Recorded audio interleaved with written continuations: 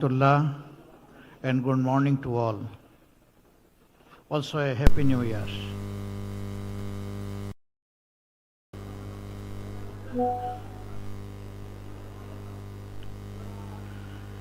Distinguished members of the diplomatic community, political leaders, industry leaders, business leaders, esteemed academics, civil society leaders, journalists, my colleagues, ladies and gentlemen. Thank you all for joining us today at this important moment in Bangladesh's national journey. As you all know, Bangladesh approaches another national election on February 12th. We are here today to have the privilege to present the policy and vision of a new, prosperous Bangladesh we aspire to.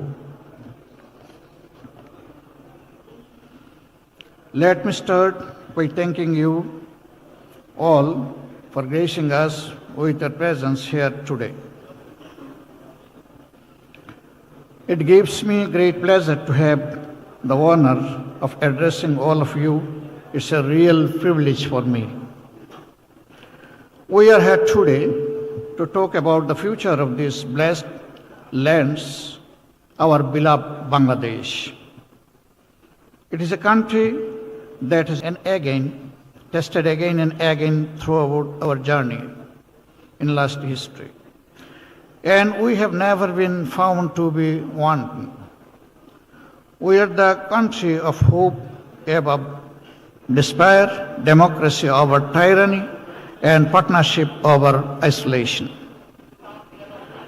As the whole world is aware, in the year 2024, during what has been termed the monsoon revolution, the citizens of Bangladesh, led by our young people, declared the end of the autocratic rule of former regime, and once again we freed ourselves. We had faced 15 years of authoritarian rule of the previous regime, under which we saw the most horrific torture of opponents, repression of political freedoms, mismanagement of the economy on a mass criminal scale, and the systemic dismantling of the democratic institutions.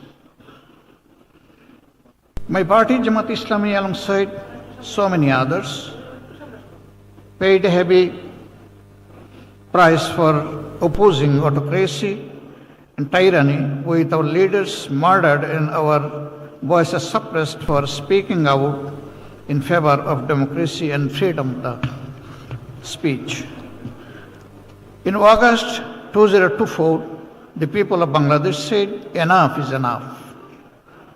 With our brave students and young people leading the fight for freedom once again. Too many of our young people suffered at the hands of a regime that was determined to extinguish our democratic hopes, with approximately 2,000 people been killed and over 24,000 been critically injured and become crippled.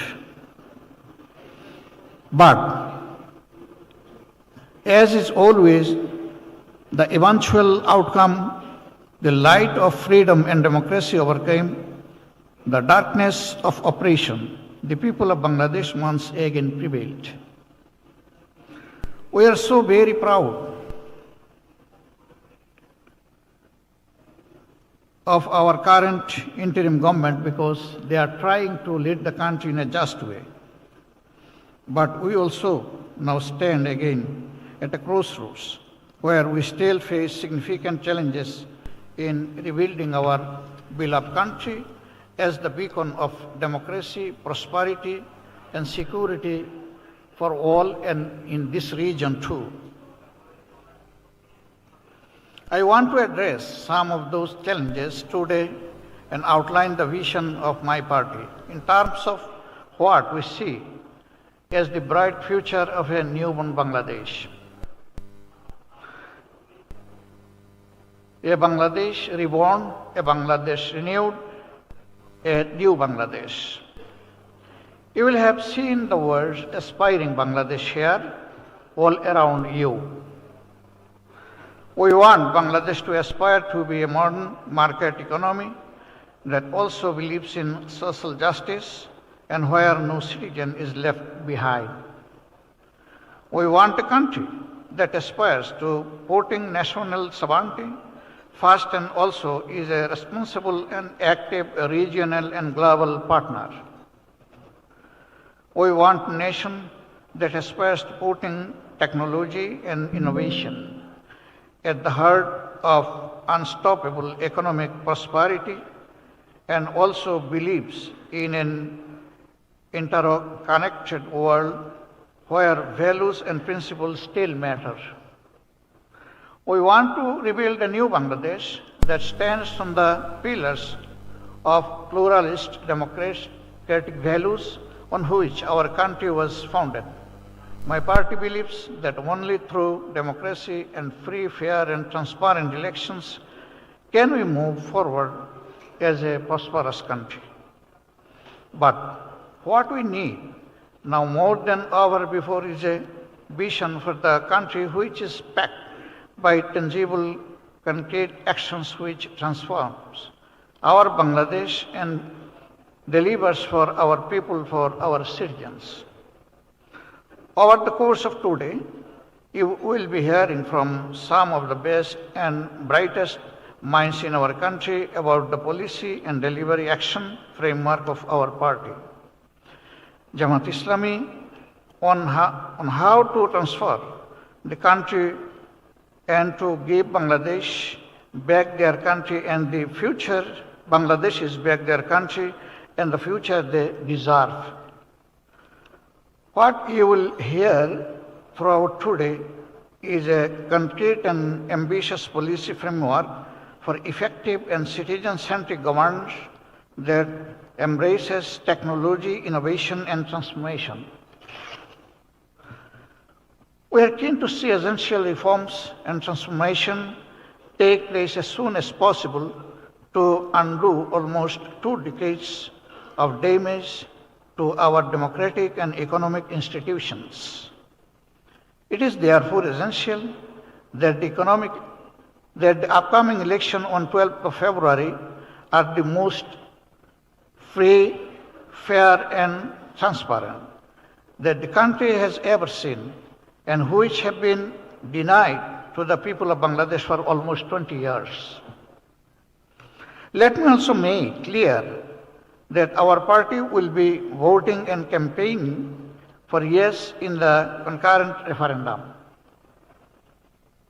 Yes to reform, yes to July Charter, yes to a new and renewed prosperous Bangladesh. But elections are only the beginning. What we require now is a new national political consensus on what a new Bangladesh will look like and to guarantee democratic freedoms and the rule of law for every citizen of the country.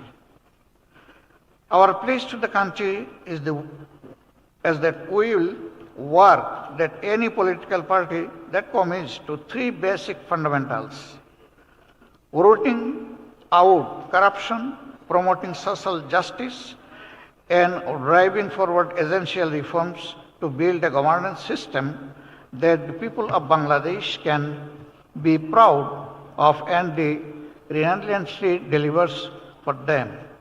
For us, governance means service to the people. If we are given the opportunity, we will govern as the servants of the people and we will always honor this sacred trust. As mainstream Muslim Democrats, we have participated in every free and fair, credible elections throughout the decades, whether that is at a national level or local government level. And we look forward to continuing to do so. In building a new Bangladesh, the role of women is absolutely vital. As you will be aware, women are already completely integrated in Bangladesh's economy, and estimated 37% are in the formal workforce. I am proud that this is one of the highest rates in South Asia, and my party is determined to help grow this number further and faster than ever before. But in order to do this, we have to also ensure that Bangladeshi girls and young women have equal access to the education from primary to university level. I am proud that women make up 43% of my party's membership. My party is fully committed to creating opportunities across our country so no girl is left behind and that they are able to fulfill their full potential as equal citizens in New Bangladesh. We'll stand shoulder to shoulder with anyone who believes in the equal opportunity for all. We also want to work closely with our international partners in rebuilding Bangladesh as a thriving and prosperous modern market economy. Bangladesh is one of the fastest growing economies in the world and is one of the youngest populations globally. The opportunities for trade and mutual growth are endless. Our young people will remain our engine for growth and prosperity, with our youth employment as a key strand of our governance framework.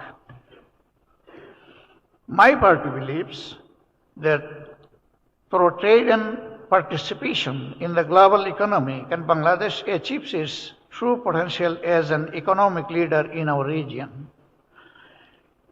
In that, our partners across the world can help by showing confidence in the new Bangladesh that we are building by investing and by partnership with us in creating employment opportunities for our young people. This in turn also brings mutual economic benefits to foreign investors with guarantees of a transparent and open economy in new Bangladesh. My party is determined to build a modern welfare system driven by the engine of the growth. We are drawing inspiration for this from many parts of the world and which we can learn from. We will promote agricultural development and food security, driving projects that empower farmers, increases productivity, and establish food security. In industrial growth, we will promote policies that revitalize local and global industries, create jobs, and promoted economic growth whilst integrating into the global economy. We will champion initiatives for small and medium-sized businesses, opening doors for local entrepreneurs and bolstering Bangladesh's industrial base with opportunities set for FDI. We have already made clear that we will stand strongly behind any efforts to ensure that no future government in Bangladesh will be able to subvert the economic system and state resources for their own. Prosperity can only be built on internationally recognized norms of transparency. But a prosperous, modern, and new Bangladesh can only exist where all citizens, regardless of their faith, gender, creed, or race, are treated as equals. My party is proud that we stand as defenders of every Bangladeshi citizen and their rights. It is not only our responsibility to protect the rights of the minorities, but actually an obligation and sacred duty, whether they be Hindus, Buddhists, Christians, or any faith. I am so very proud that my party has over 500,000 members from other faith groups. who stand together to make a country stronger. In all of this, we want the new Bangladesh to be a strong, reliable, and trustworthy partner in our region and globally. Finally, I shall finish where I started, which is with a message of hope from our new Bangladesh. As you will see from our policy action plans for governance, our politics is not of division but of hope, healing, and unity. Hope for a better future, hope for a country that lights the way of others, hope for a country where everyone is equal. That is what my partners promise today. And every day, please join us in making that promise a reality. I am especially giving thanks to those intellectuals and resource persons who are going to be made this summit fruitful. And again, thanking you all who has attended and honored our invitation here. We are really grateful to you. Please, we unite together locally, regionally, and globally for a prosperous Bangladesh and to move forward. Thank you all. Assalamu alaikum wa rahmatullah. Thank you very much, Honorable Amir Jamaat of Bangladesh Jamaat Islami, for your thoughtful and inspiring opening address. That every project is safe, efficient, and beneficial for the community. Thank you.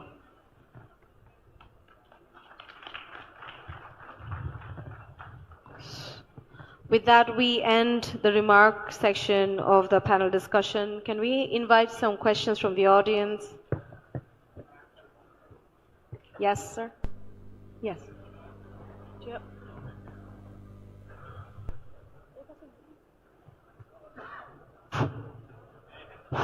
Hello, Mr. Dewan, presenter. Thank you for a good presentation. I have questions. Why our local government could not be effective so far? You did not mention it. We have many local governments in the last 54 years after independence, but why they couldn't be effective? Though they are run by elected local government representative. Second, how local representatives' accountability can be ensured? Okay. We know that we are suffering from poverty and unemployment. But local government cannot play a role in reducing poverty and generating employment. Moreover, they cannot generate resources, local resources. But there are scopes, opportunities to generate local resources. But local government became ineffective in this area. You know that our people's problem lies with their illiteracy. Thank you. And 60% of their income are spent on health. But local government cannot do anything. Why there is deficiency? Your presentation did not point out this. Please. Yeah, thank you. Thank you for the questions. Maybe there are some opinions as well. So thank you very much. Actually, your first question was related to the non-functionality of local government for the last 54 years, isn't it? So I think that you will share with me that local government has not been given due authority to function properly, be it at the local level or at the central level. At the local level, they are facing the problem of resources and the trained manpower. And at the central level, there is an attitude that if the adequate resources are pumped to the local economy or the local government level, then corruption will be rampant. This false argument on the basis of this false argument, the central level people are not inclined to give them the full authority. But it is true that corruption can be handled easily if the system is in place. So I think that it is the political mindset and the decision of the political masters that what will be the structure and the functions and the authority and the independence of the local authorities or the local government institutions. If it is politically decided and consensus is arrived, then I think the local government will be in a position to function properly and they will become capable of handling the affairs of the local people very effectively. Thank you very much.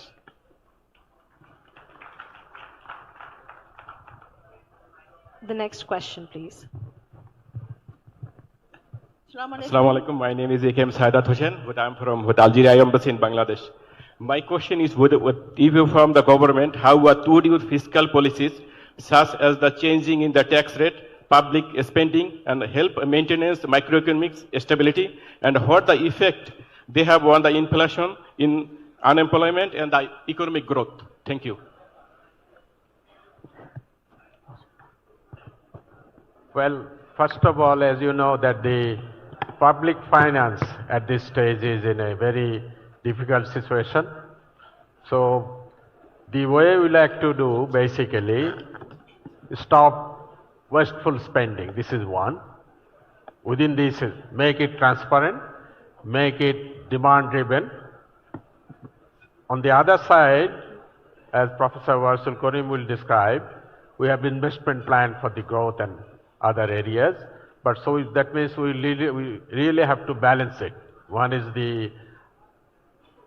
what I would say, the wasteful spending part has to be curtailed, especially the big hemorrhages we have in the economy should be stopped. On the other hand, we really have to come up with the investment, especially in the business for private sector investment and for the government to invest in education, basic infrastructure, health and other services. So that's the balance we'd like to make. Thank you. Thank you.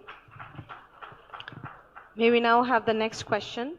We request the audience to make the question brief so that we can have the maximum time allocated to the presenter to present their view.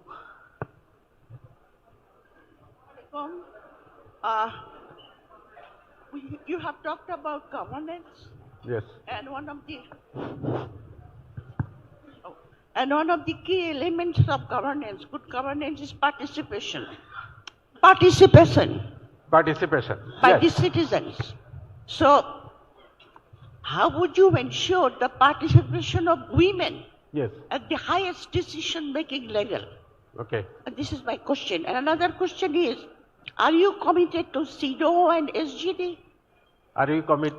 To CEDAW and SGD? If you could spell out the full form for the audience. These are my questions. Okay. First one, I would like to mention that there will be a full session on women development where we'll deal with the participation. So I will refer to that session. But the issue is, let me just summarize. More than 50% of Bangladesh population are women. We made improvement, of course, a lot. We lots to be done, especially in education. Now more girls are graduating from primary school, high school, SSC.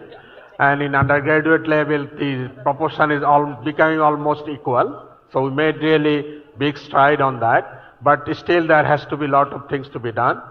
Second issue is the access to health services. That is a huge issue.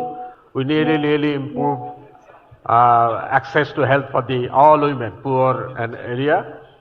Then the political participation is something we really have to improve further, really improve further, especially political participation in the local level as well as the national level. We need to really improve on that. I fully agree.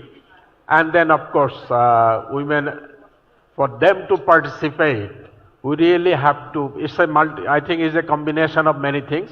Education, at the same time opportunity and choice, and then finally give them the opportunity to participate in economic as well as the political space. So this is more of a general frame I am mentioning.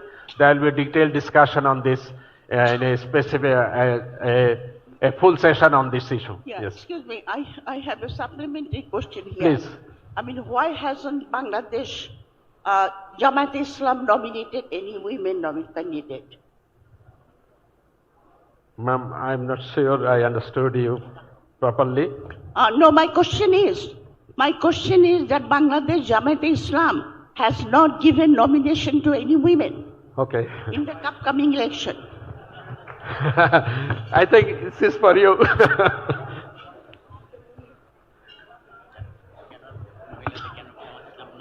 Nomination cannot deny. You answer, please. Really, in principle, we don't have any problem and objection to nominate women in the direct election. You know, in the consensus committee, we passed some resolutions that if it is passed from next onward, every political party is bound to give 5%, at least 5% nomination for the women in a composition. Jamaat agreed on that. So, inshallah, gradually we will do it. Thank you very much.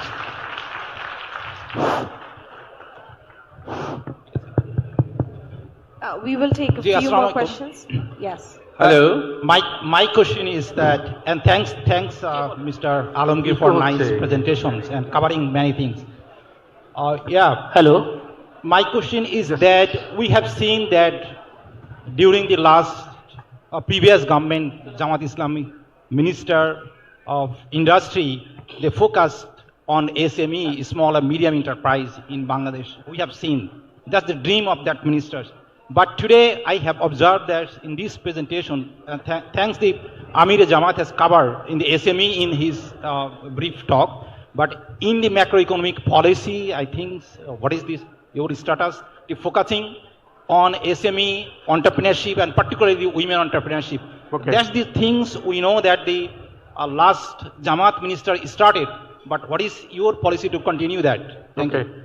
Thank you very much. I think Can we request the honorable audience to remain silent so that we can pay full attention to the points made by the speaker? let me start from the point that we would like to have shared prosperity, in the sense that all people, there should not be poor people, and there should be concentration of wealth.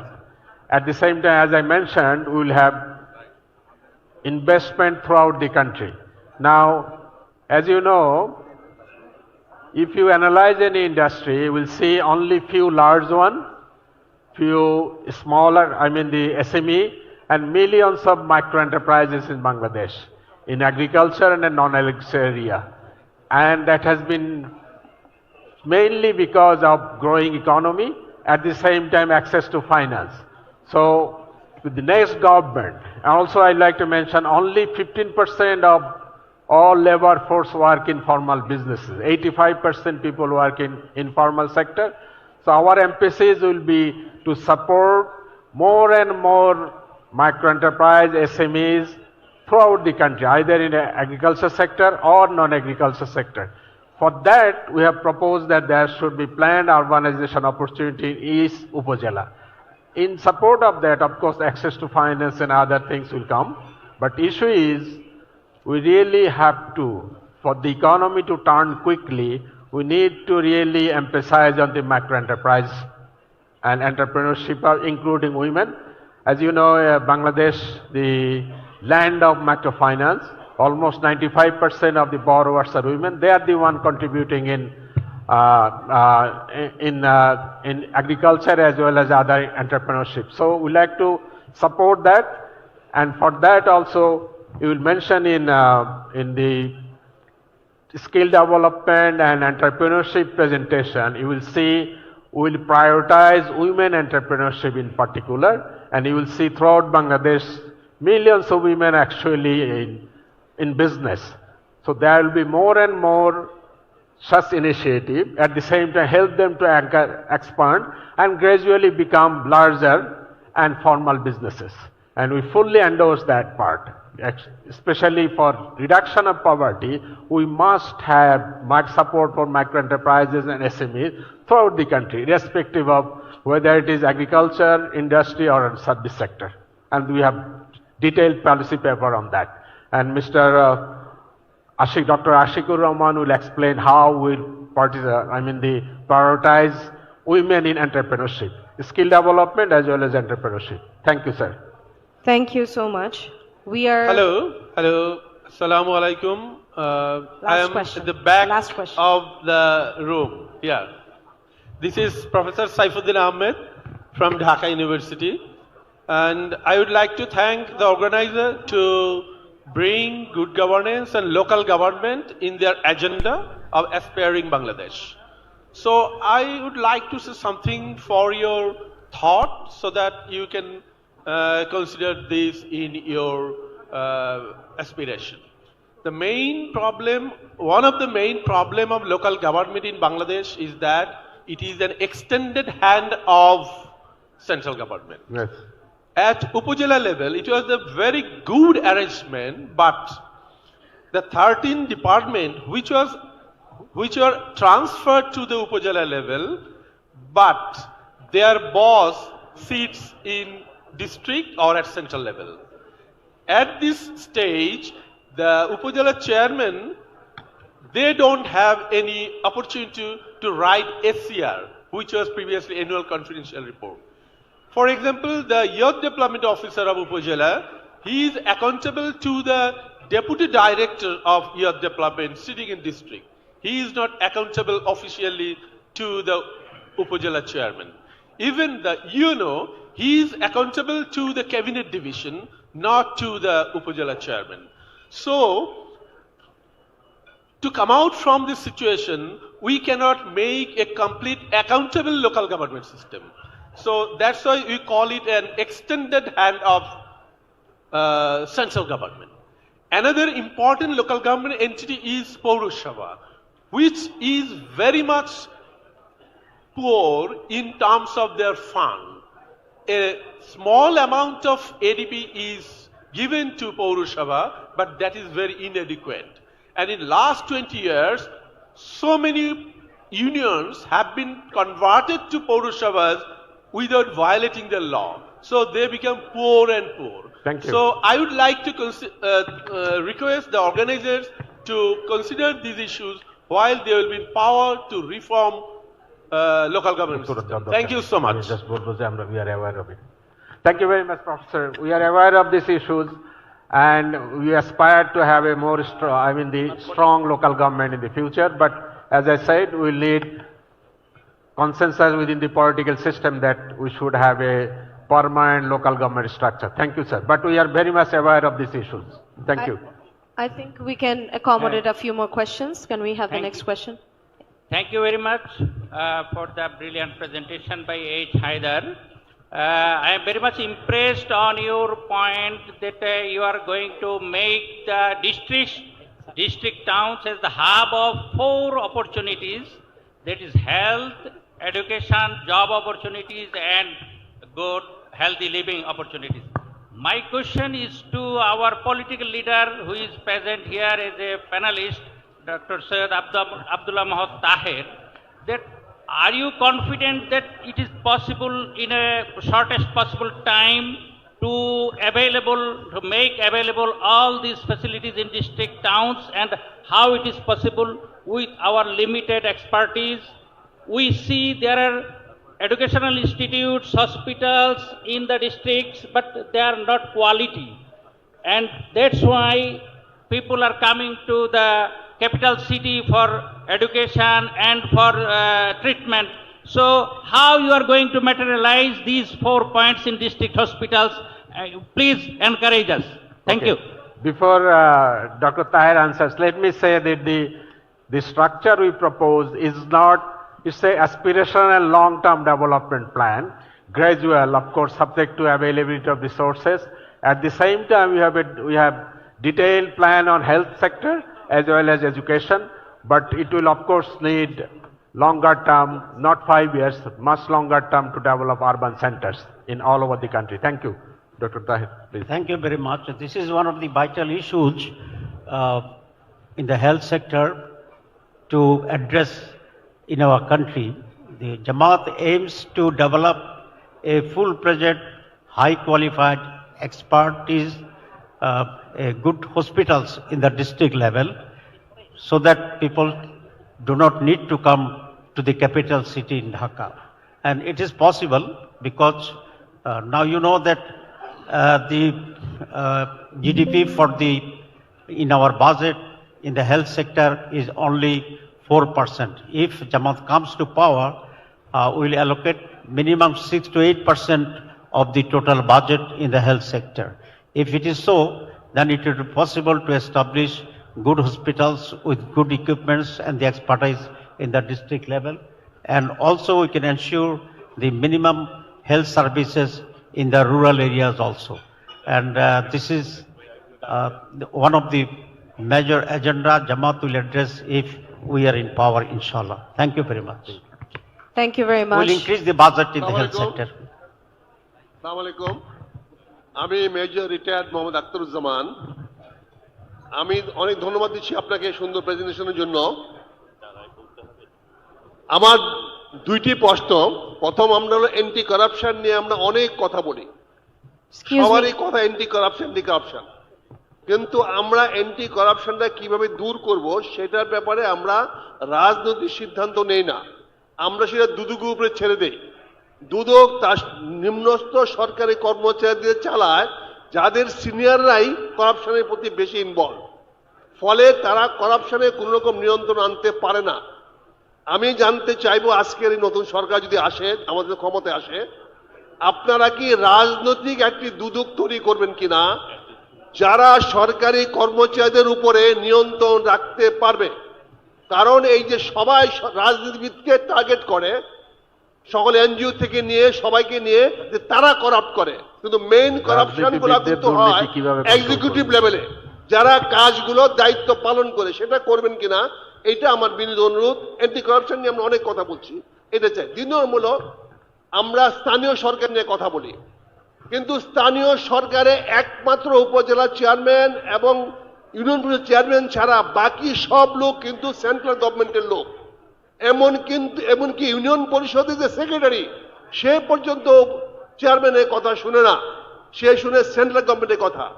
আর বাজেটটা দেয় central government. অনেকে বলে এমপিরা কেন যাবে, টাকাটা তো এমপিরা অ্যালট করে। বাজেট থেকে যখন টাকা অ্যালট করে তখন সেই টাকাটার খোঁজ খবর নেওয়ার দায়িত্ব, নৈতিক দায়িত্ব সংসদের।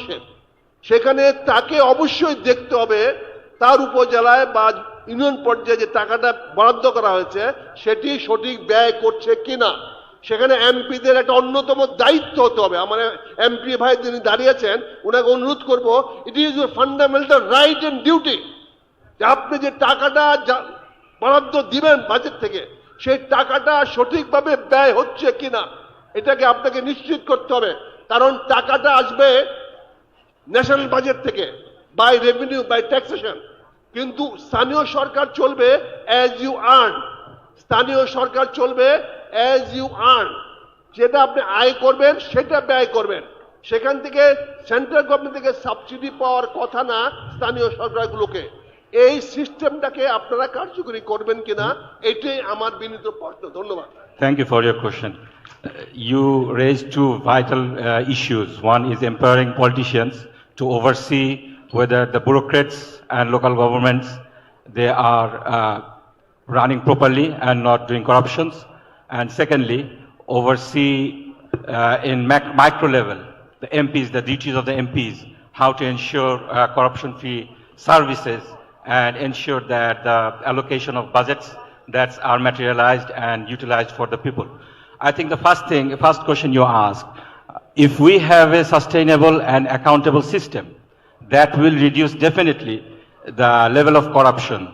Secondly, the elected members of the parliament, the representative of the government, people, if they are empowered to oversee whether corruption is occurring or whether accountability is there in place, that will also ensure the corruption is reducing.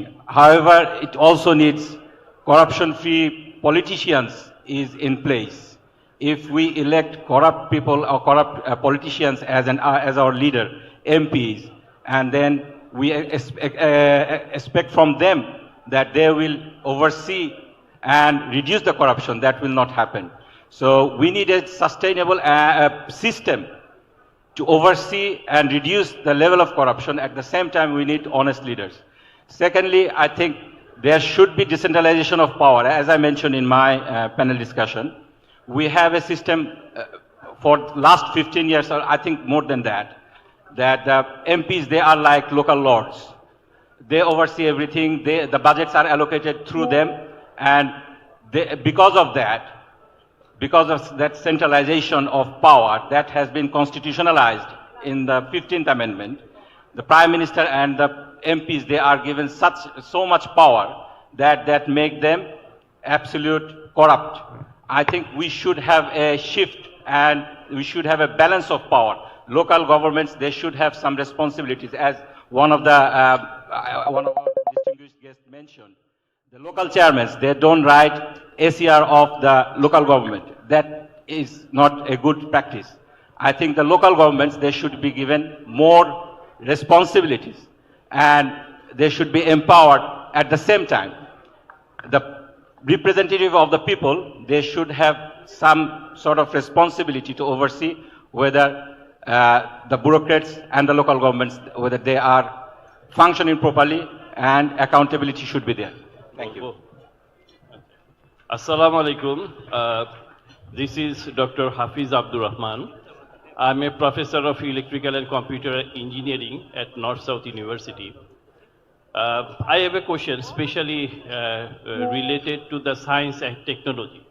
As we know, we are a country relying mostly on remittance and labor-oriented economy.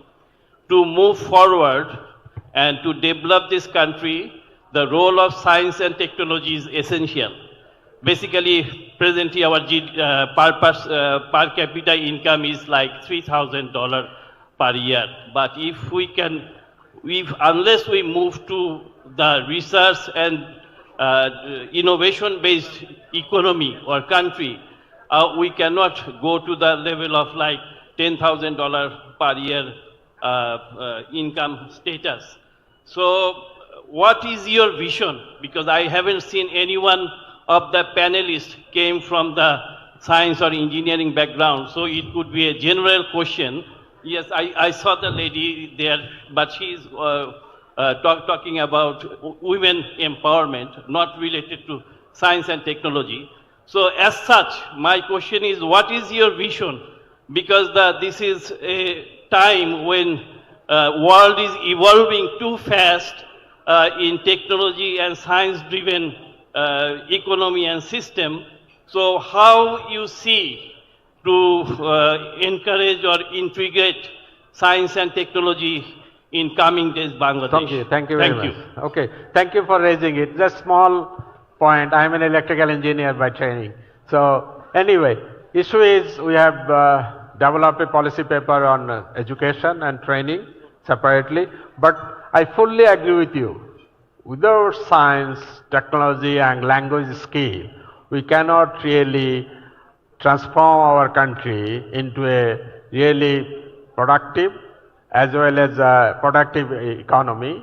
So you will see in our policy paper on education, you will see we are giving utmost importance even in the primary education, secondary education on STEM courses, science, technology, engineering, math subjects, plus English language.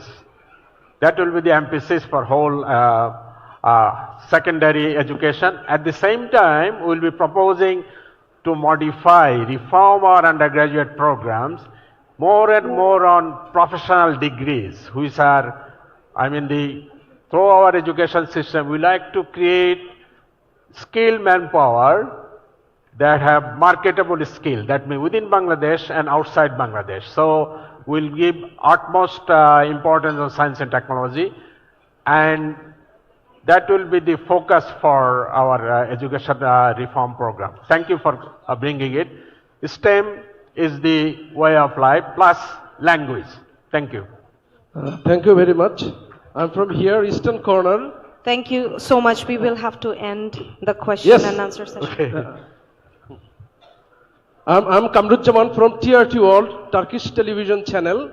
May I ask the question? Yes, very please. briefly. Probably the last one for the session. Okay, yes, okay. Please. I'm asking. Thank you so much. Actually, we saw an authoritarian regime of nearly 17 years, and that regime was dethroned. And at that time, Jamaat Islami was cornered hugely, and the main blame placed by the ousted government was that this is a radical political party.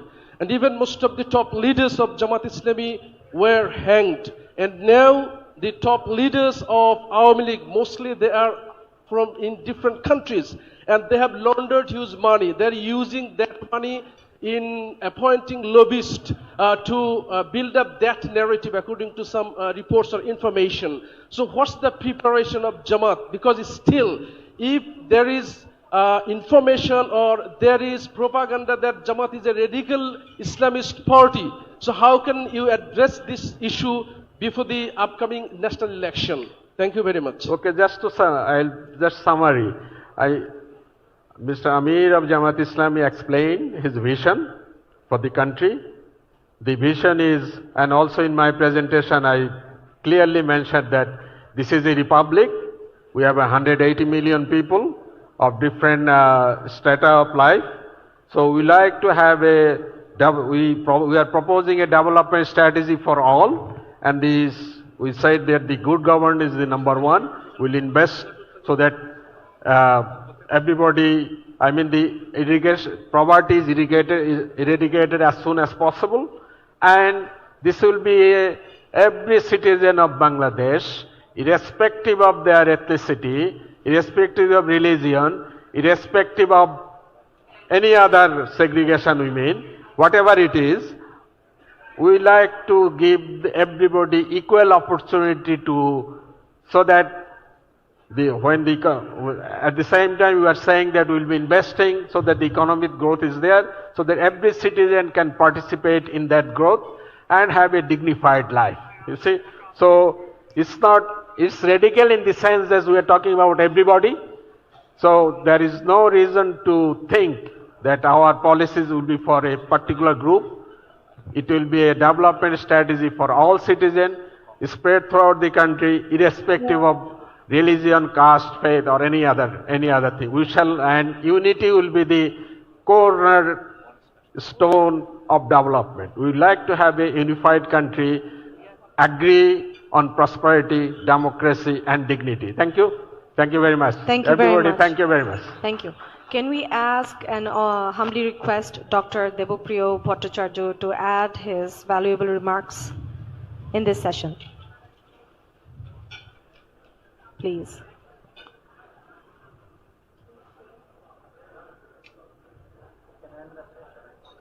এখন তো দেবপ্রিয় নাকি বলতে বলছে না শেষ এখানে Can we have his remarks to this session? Thank you.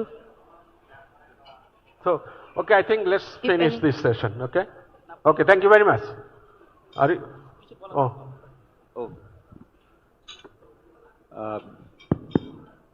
Good morning. I speak in English. Yes. Okay, Okay. Good morning. Let me compliment you and your colleagues for that fine presentation and providing this governance framework. I have followed it with great interest.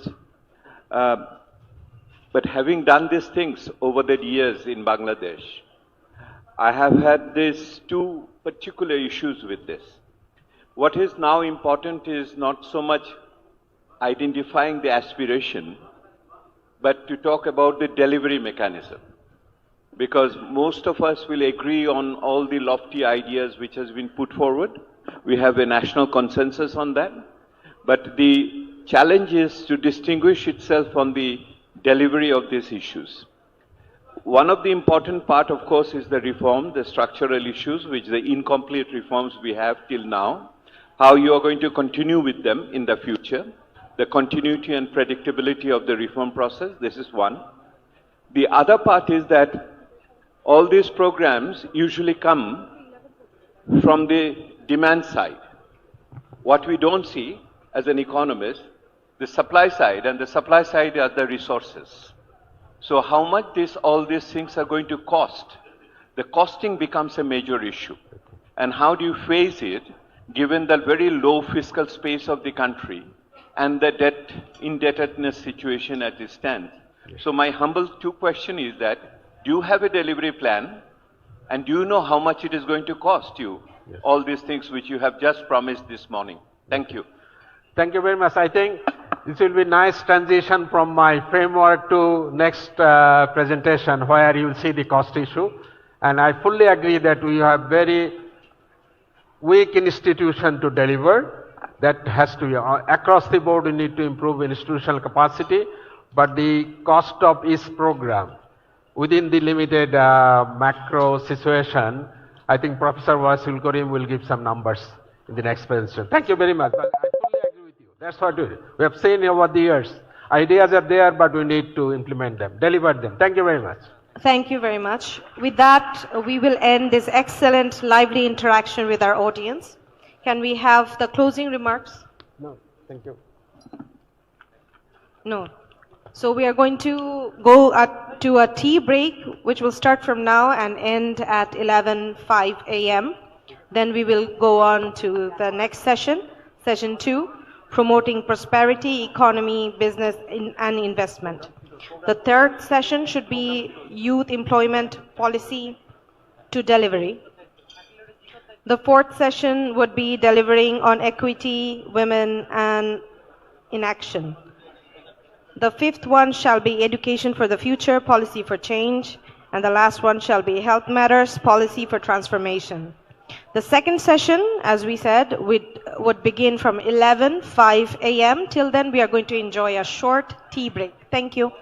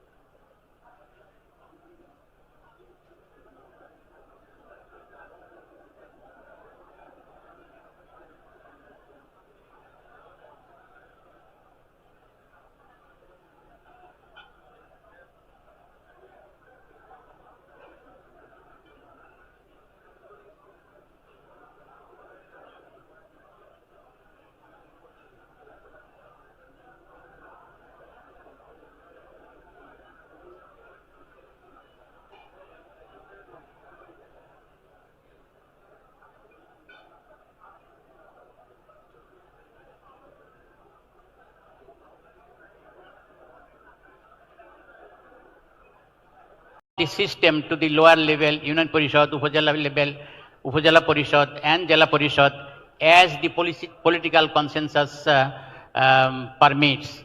Say for example, first Bangladesh Jamaat Islami will try its best to come to a consensus what will be the setup and system and structure of local government. And then it will start some pilot reforms program and try to gradually develop the system, and then it will start developing the capacities of the local people so that they can become their own master. They can become the master of their own affairs. So in that way, Bangladesh Jamaat Islami will try to scale up the system nationally. So with this, I will welcome more questions if you have, then we will respond. Assalamu alaikum wa rahmatullah.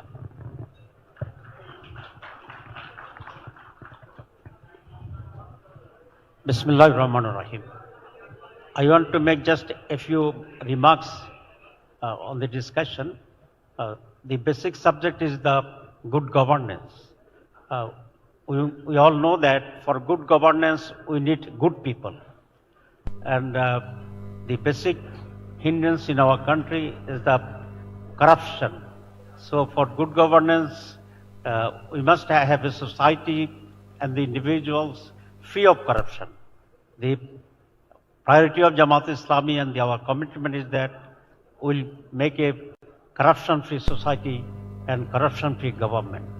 Number two, we need the efficient and skilled manpower for good governance, and we need the sincere people, patriotic people, honest people, and dedicated people. And Jamaat aims to build a society which will produce such type of individuals and personalities. And again, for the good governance, we need the very good system which will ensure the equality and which will ensure the rights for all the society, the people of all walks of people, men and women, children and old, or all the professions. And the fourth, for the good governance and the good society, we need the elevation of the poverty in the society. And we have a long-term policy to eradicate poverty in the society, giving them employment, education, cooperation, and a moral-based, benevolent personalities. So if we can achieve this, we can have a good government, good society, good people, and a good country, inshallah. We aim for that. Thank you very much.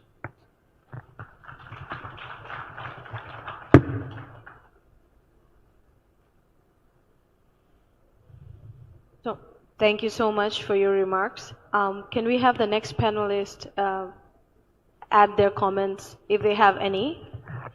If not, we can move on to the question and answer session. Hi, my name is Najibur Rahman. I am a lawyer by profession. I did my PhD on commercial law from the UK, and currently I am an MP candidate for Bangladesh Jamaat Islami. I think my takeaway from this is that decentralization is a must. We saw in the last 16 years how the ruling class centralized everything, consolidated the power to a family and to a group of people. Even we saw in rural level, in constituencies, MPs, although they are function as a legislator to make laws, but they acted as the head of the government in the local areas. So that needs to be reformed, and I think the way it has been presented, if we can decentralize the power and give the power to the people, that will elevate the poverty level. Also, that will reduce the corruption, because absolute power makes absolute corrupt. So the political leaders, they should have their own designated roles in terms of law, in terms of legislators, MPs. They shouldn't involved in local governance, and the local government should work. I mean, the allocation of funds that should go to the local government directly, not through the MPs. So I think that should be the goal, to decentralize the work and decentralize the power. Through that, we can reduce the corruption. We can actually empower the people. Thank you.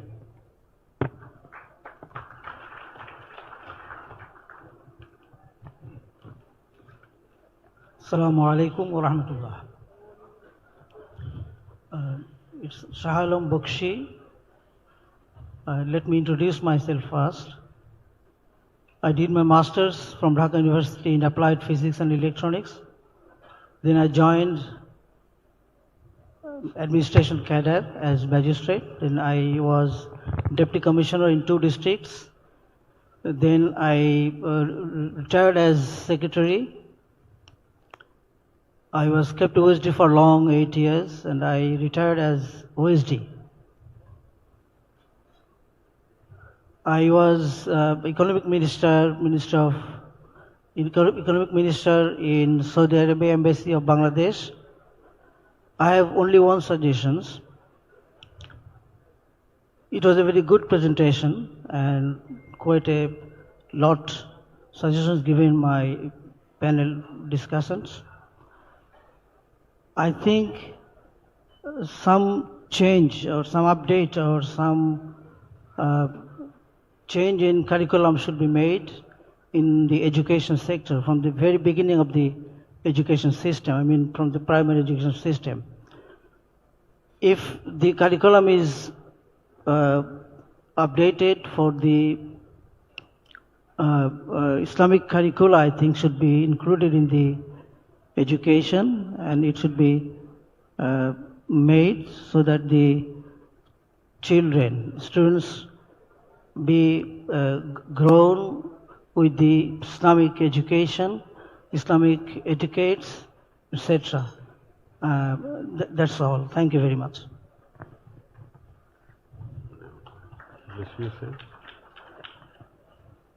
Assalamu alaikum and good morning.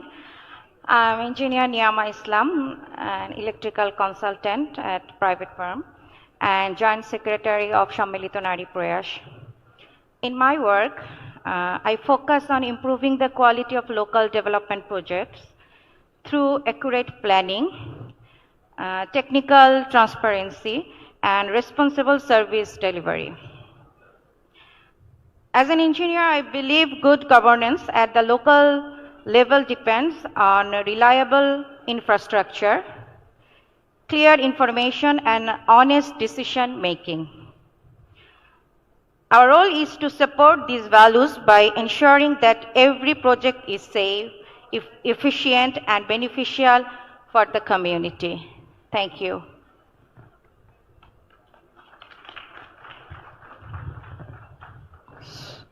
With that, we end the remark section of the panel discussion. Can we invite some questions from the audience? Yes, sir. Yes. Yep.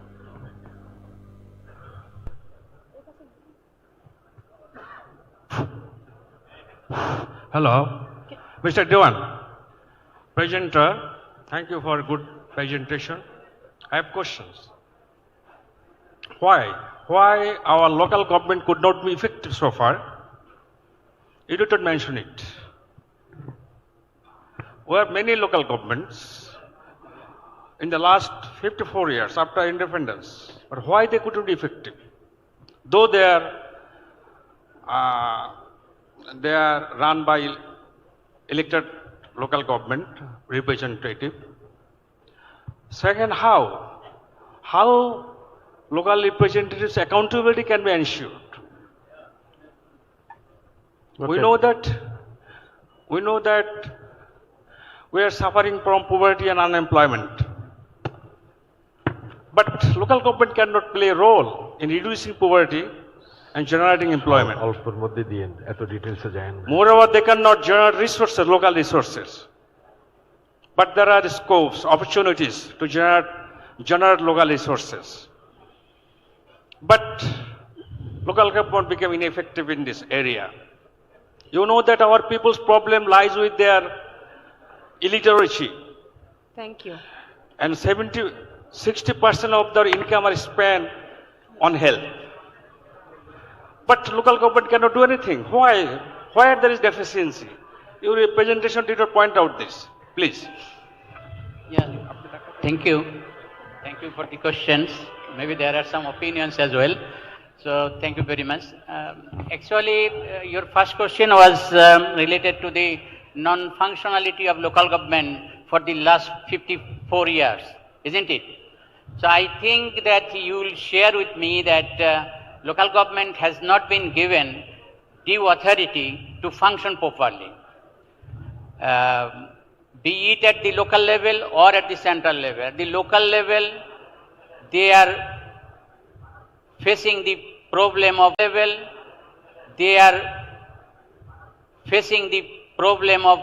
resources and the trained manpower.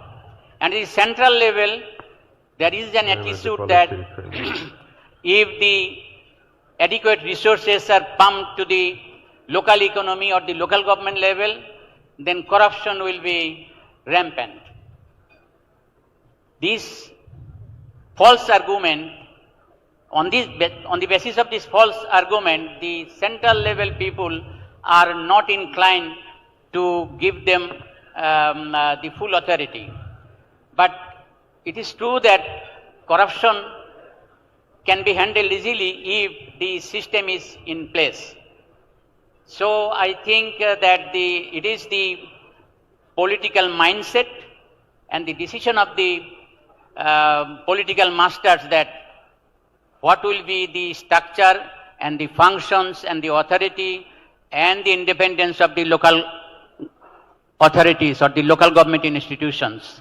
If it is politically decided and consensus is arrived, then I think the local government will be in a position to function properly and they will become capable of handling the affairs of the local people very effectively. Thank you very much.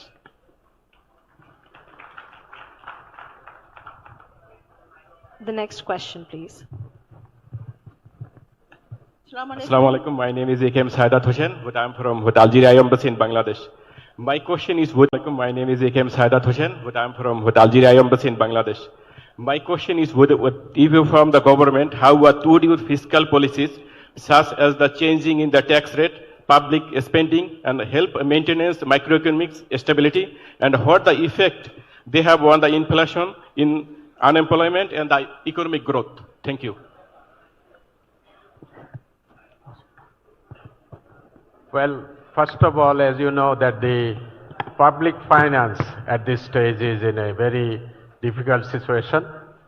So the way we like to do, basically, stop wasteful spending. This is one. Within this, make it transparent, make it demand driven. On the other side, as Professor Warsul Karim will describe, we have investment plan for the growth and other areas. But so that means we really have to balance it. One is the, what I would say, the wasteful spending part has to be curtailed, especially the big hemorrhages we have in the economy should be stopped. On the other hand, we really have to come up with the investment, especially in the business for private sector investment and for the government to invest in education, basic infrastructure, health and other services. So that's the balance we'd like to make. Thank you. Thank you. May we now have the next question? We request the audience to make the question brief so that we can have the maximum time allocated to the presenter to present their view.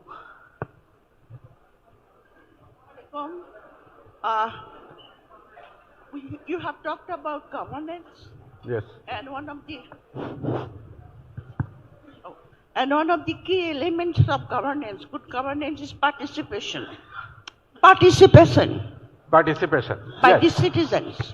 So, how would you ensure the participation of women? Yes. At the highest decision-making level? Okay. And this is my question. And another question is, are you committed to CEDAW and SGD? Are you committed?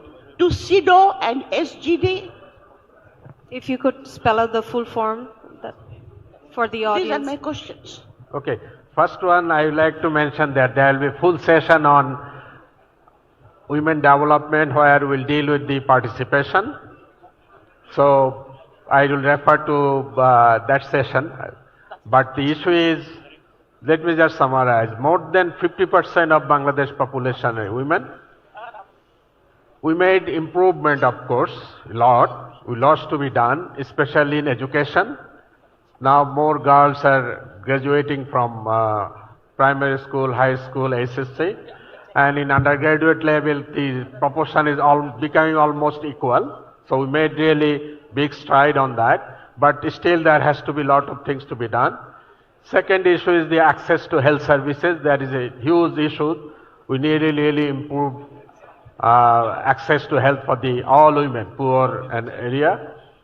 Then the political participation is something we really have to improve further, really improve further, especially political participation at the local level as well as the national level. We need to really improve on that. I fully agree. And then, of course, women, for them to participate, we really have to, I think it's a combination of many things, education, at the same time opportunity and choice, and then finally give them the opportunity to participate in economic as well as the political space. So this is more of a general frame I am mentioning. There will be a detailed discussion on this in a specific, a full session on this issue. Yeah, Yes. excuse me, I have a supplementary question here. Please. I mean, why hasn't Bangladesh, Jamaat Islam nominated any women candidate? Ma'am, I'm not sure I understood you properly. No, my question is that Bangladesh Jamaat Islam has not given nomination to any women Okay. in the upcoming election. I think this is for you.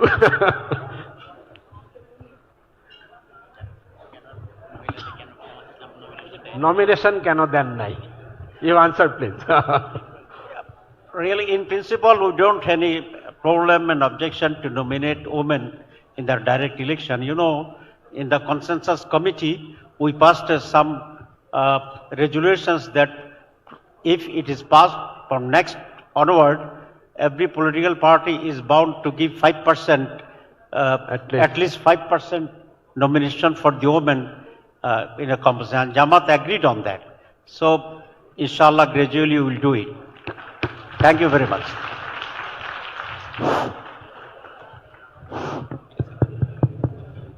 We will take a Ji, few more Assalamualaikum. questions. Yes. Hello. My question is that, and thanks, Mr. Alamgir for nice presentations and covering many things. Hello. My question is that we have seen that during the last previous government, Jamaat Islami Minister of Industry, they focused on SME, small and medium enterprise in Bangladesh. We have seen that's the dream of that minister. But today I have observed that in this presentation, thanks the Amir Jamaat has covered in the SME in his brief talk, but in the macroeconomic policy, I think, what is this, your status, the focusing on SME entrepreneurship and particularly women entrepreneurship.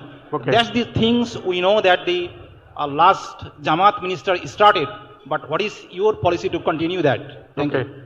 Thank you very much. I think Can we request the honorable audience to remain silent so that we can pay full attention to the points made by the speaker? let me start from the point that we would like to have shared prosperity, in the sense that all people, there should not be poor people, and there should be concentration of wealth. At the same time, as I mentioned, we will have investment throughout the country. Now, as you know, if you analyze any industry, you will see only few large one, few smaller, I mean the SME, and millions of micro enterprises in Bangladesh, in agriculture and in non-agriculture area. And that has been mainly because of growing economy, at the same time access to finance. So, with the next government, and also I'd like to mention only 15% of all labor force work in formal businesses. 85% people work in informal sector. So our emphasis will be to support more and more micro enterprise, SMEs throughout the country, either in the agriculture sector or non-agriculture sector. For that, we have proposed that there should be planned urbanization opportunity in East Upazila. In support of that, of course, access to finance and other things will come. But issue is, we really have to, for the economy to turn quickly, we need to really emphasize on the micro enterprise and entrepreneurship, including women. As you know, Bangladesh, the land of microfinance, almost 95% of the borrowers are women. They are the one contributing in agriculture as well as other entrepreneurship. So we like to support that, and for that also you will mention in the skill development and entrepreneurship presentation, you will see we will prioritize women entrepreneurship in particular, and you will see throughout Bangladesh millions of women actually in business. So there will be more and more such initiative, at the same time help them to expand and gradually become larger and formal businesses.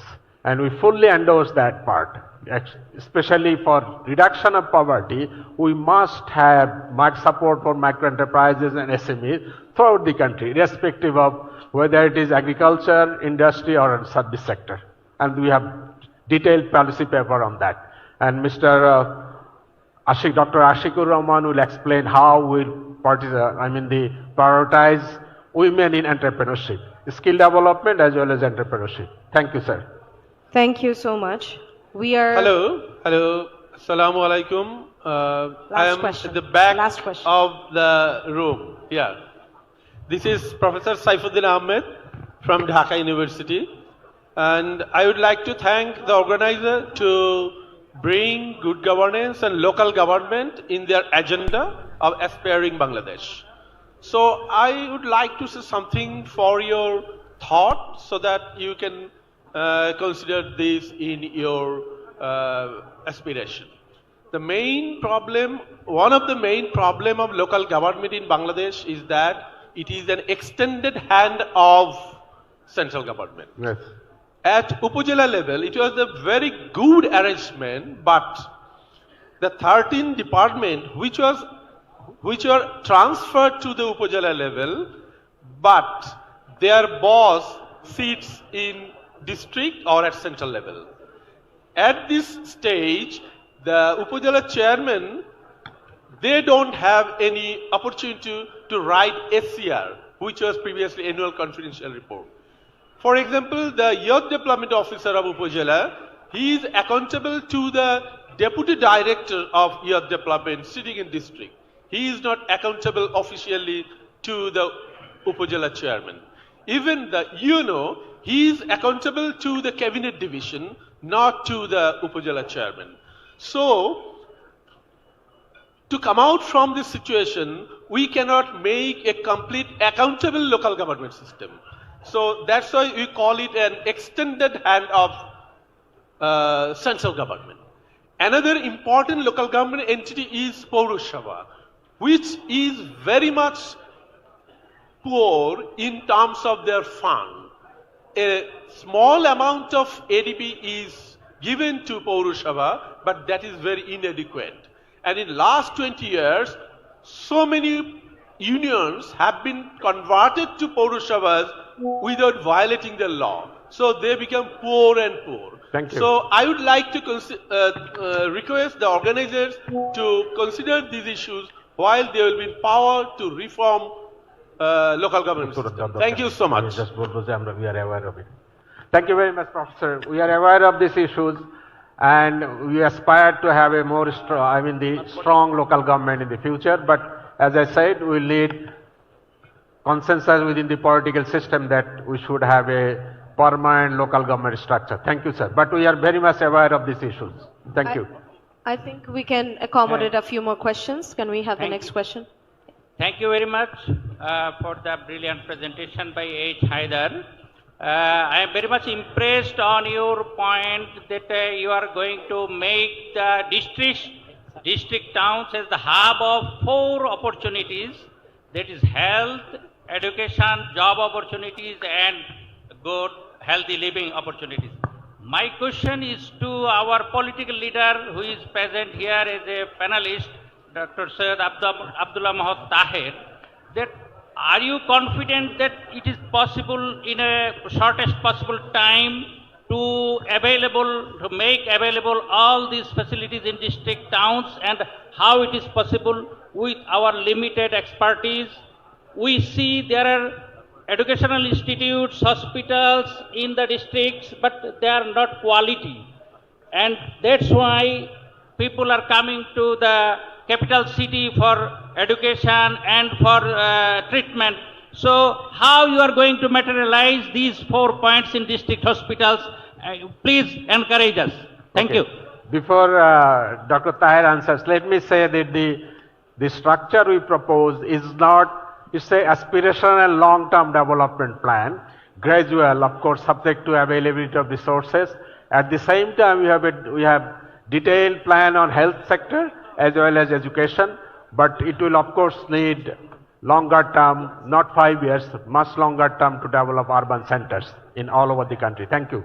Dr. Tahir, please. Thank you very much. This is one of the vital issues in the health sector to address in our country.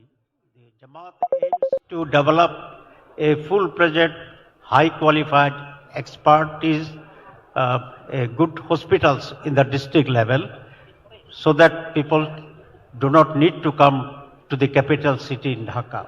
And it is possible because now you know that the GDP in our budget in the health sector is only 4%. If Jamaat comes to power, we will allocate minimum 6 to 8% of the total budget in the health sector. If it is so, then it will be possible to establish good hospitals with good equipments and the expertise in the district level. And also we can ensure the minimum health services in the rural areas also. And this is one of the major agenda Jamaat will address if we are in power, inshallah. Thank you very much. Thank you very much. We'll increase the budget in the health sector. Assalamu alaikum. আমি major retired Mohammad Akhtaruzzaman. আমি অনেক ধন্যবাদ দিচ্ছি আপনাকে সুন্দর প্রেজেন্টেশনের জন্য। আমার দুইটি প্রশ্ন। প্রথম, আমরা হলো অ্যান্টি কারাপশন নিয়ে আমরা অনেক কথা বলি, সবারই কথা অ্যান্টি কারাপশন, কিন্তু আমরা অ্যান্টি কারাপশনটা কিভাবে দূর করব সেটার ব্যাপারে আমরা রাজনৈতিক সিদ্ধান্ত নেই না, আমরা সেটা দুদকের উপরে ছেড়ে দেই। দুদক তার নিম্নস্থ সরকারি কর্মচারীদের চালায়, যাদের সিনিয়ররাই করাপশনের প্রতি বেশি ইনভলভ, ফলে তারা করাপশনে কোন রকম নিয়ন্ত্রণ আনতে পারে না। আমি জানতে চাইবো, আজকের এই নতুন সরকার যদি আসে, আমাদের ক্ষমতায় আসে, আপনারা কি রাজনৈতিক একটি দুদক তৈরি করবেন কিনা যারা সরকারি কর্মচারীদের উপরে নিয়ন্ত্রণ রাখতে পারবে? কারণ এই যে সবাই রাজনীতিবিদকে টার্গেট করে, সকল এনজিও থেকে নিয়ে সবাইকে নিয়ে, যে তারা করাপ্ট করে, কিন্তু মেইন করাপশন গুলো কিন্তু হয় এক্সিকিউটিভ লেভেলে, যারা কাজগুলো দায়িত্ব পালন করে। সেটা করবেন কিনা, এটা আমার বিনীত অনুরোধ। University of Dhaka, Dr. Shibir Ahmed, Assistant Professor of Economics at Northside University, who earned his PhD in Applied Economics from Michigan State University, and previously served as a postdoctoral fellow at the University of Virginia. Please, ladies and gentlemen, a big round of applause for the panel members and keynote speaker. Thank you. Thank you. Now, I'd like to invite Honorable Keynote Speaker, Professor Dr. Warisul Karim, to deliver his keynote address. I'd like to request the audience again for having a round of applause for Dr. Warisul Karim.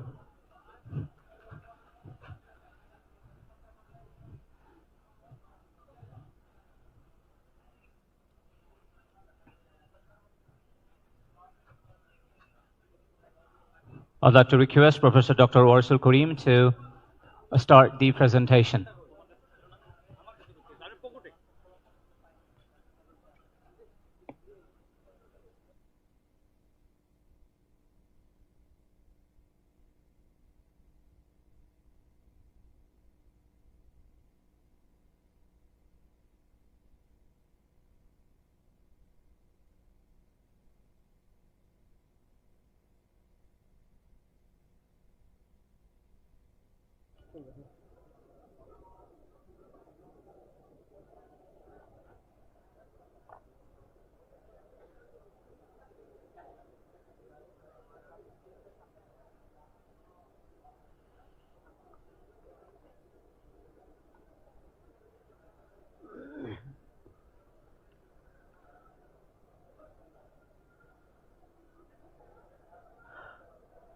Hello, everyone.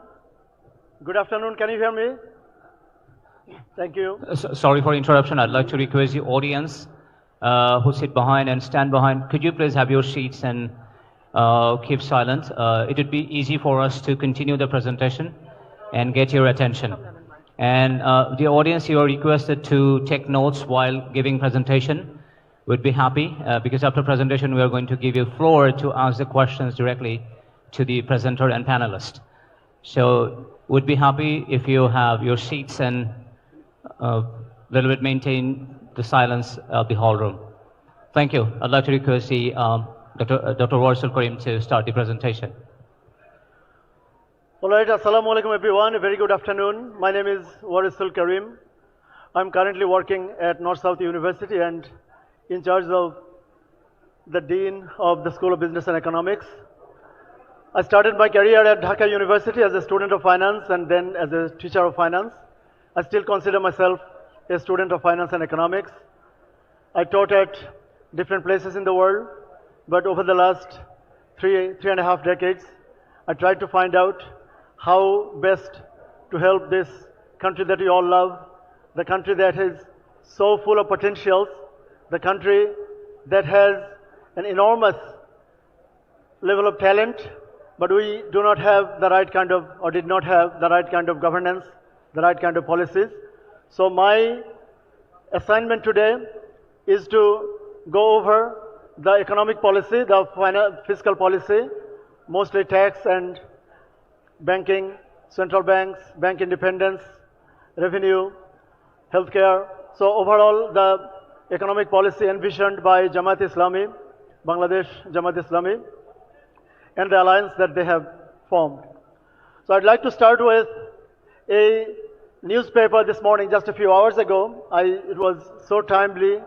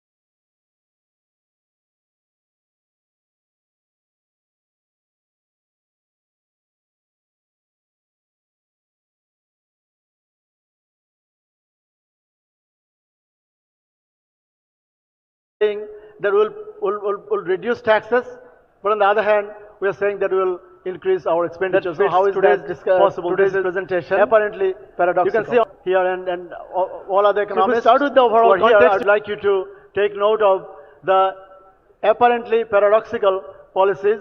That on the one hand, we are saying that we'll reduce taxes, but on the other hand, we are saying that we will increase our expenditure. So how is that possible? This is apparently paradoxical. So if we start with the overall context, you can see Bangladesh is standing, as I said, on 21 trillion taka of sovereign debt. So two of the biggest problems that the country now faces are one is sovereign debt, 21 lakh crore, 21 trillion taka, as you can see, until November 2025, of which external debt in US dollars and other currencies is $113 billion, which was just about $20 billion 15 years ago. Debt service cost, right now, debt service cost is one of the most pressing, vexing issues, 23% of our revenue budget, and it is growing. So if we look at the context, you'll see that the debt situation has a small history, that a lot of people take comfort in a apparently low tax to GDP ratio. Yes, it is not comfortable. We take comfort in a low debt to GDP. They think that it used to be about 38%, now is crossing the 40% mark. So many countries in the world have 146 or 180% of their GDP in the form of debt. But that is not the real, that doesn't diagnose the real issue, the real problem that the country is facing. The debt to revenue, on the other hand, you can see the debt to revenue, NBR revenue, on the one hand, we have 21 trillion, 21 lakh koti taka, 21 trillion taka of debt, but our revenue collection is still, NBR's revenue is less than 4 trillion taka. 4 lakh koti takar cheo kom amra ekhono collect kori. And to make the things worse, the debt servicing cost. Remember, debt per se is not a big problem. Like in the US, when Obama administration took over during 2009 financial crisis, they wanted to raise their tax ceiling, and many opponents, especially Republicans, they opposed it. But Obama said that our interest rate is so low. At that time, US was able to issue bonds at only 0.75%. So 30-year bonds, 30 বছর মেয়াদি bond, only 0.75% per year. So if your debt servicing cost doesn't bother you, then you could borrow. Because he said that if we don't borrow, it would be a crime. Because we can invest it in high IRR projects, we can invest in at least 4, 5, 6, 7%, and our borrowing cost is only less than 1%. But the situation in Bangladesh is completely opposite. Here you have seen Bangladesh Bank had issued bonds at interest rates as high as 12.9%. So for us, borrowing $1 is equivalent to the US borrowing $12. This is a very important point. We can't afford to be on the path that we are on. Borrowing at 12%, and then within 6 years, your debt level is going to double. Within 6 years, and within 12 years, it's going to quadruple. So I think debt servicing cost is one of the more important issues that we need to be looking at. And also, debt servicing cost to tax, debt servicing cost to our GDP is very high. So debt as a whole, although low compared to many other countries, compared to GDP, I hope I could make it clear, debt is about 40% of GDP, but debt servicing cost is about 23% of our annual revenue. So if we move to our next problem, which is, we call it banking collapse. You have seen about 10 banks have been described, have been identified as seriously in trouble. 5 had to be merged into one, Sammilit Islami Bank. And of those 5, there was one bank whose asset quality review, the AQR showed 98%. 98% of their loans and advances was toxic. So if you cannot collect 98%, and most of them had 40%, 60%, 70 up to 98%. So the total non-performing loan, when the last government took power, was only 22,000 crore taka, 22,000 koti taka theke, ekhon eta 6 লক্ষ 44,000 koti taka. So it has, you need to find a new, much wider scale of calculator to find it out. In other words, from less than about 1/5 of a trillion, just remember, 1/5 of a trillion, it has become 6.45 trillion in a span of 15 years. And the more ironical, the more frustrating issue was that the country, the policymakers, the donors, the international partners have not been allowed to see the real picture, because we didn't apply International Accounting Standards 9, we didn't apply the global, the International Financial Reporting Standards, IFRS, to calculate and show our real NPL, the real non-performing loan. So there was a camouflaging. It was camouflaged, people were kept in dark. So these are 2 of the biggest problems that we are now standing. So the policy that we are going to propose is on the back of these issues. And then other, seriously, maybe less serious, but other more important issues, we spent on capacity charge, on so-called, that in our electricity sector, we spend a lot of money on capacity charge. Means even though the factory, the suppliers, their machines are not functioning, even if they don't do anything, we still pay for their capacity, and about 2.65 trillion taka was spent over the last 15 years. So this led to what we call massive unemployment. And just one statistic, I just picked one statistic from yesterday's, day before yesterday's newspaper. You have seen on Pratham Alo, they said that Bangladesh was employing some primary school headmasters, and for about 1,200 positions, total 7 lakh, more than 7 lakh people, educated people have applied. So for one position, remember, for one position, about double the size of this room. If we fill this room, it would be about 350 people or 300. So for each position, the total number of applicants was 627. You imagine, একটা পজিশনের জন্য 627 জন apply করছেন, এবং that is not even a coveted position. It's only a primary school headmaster position which pays roughly $140 a month.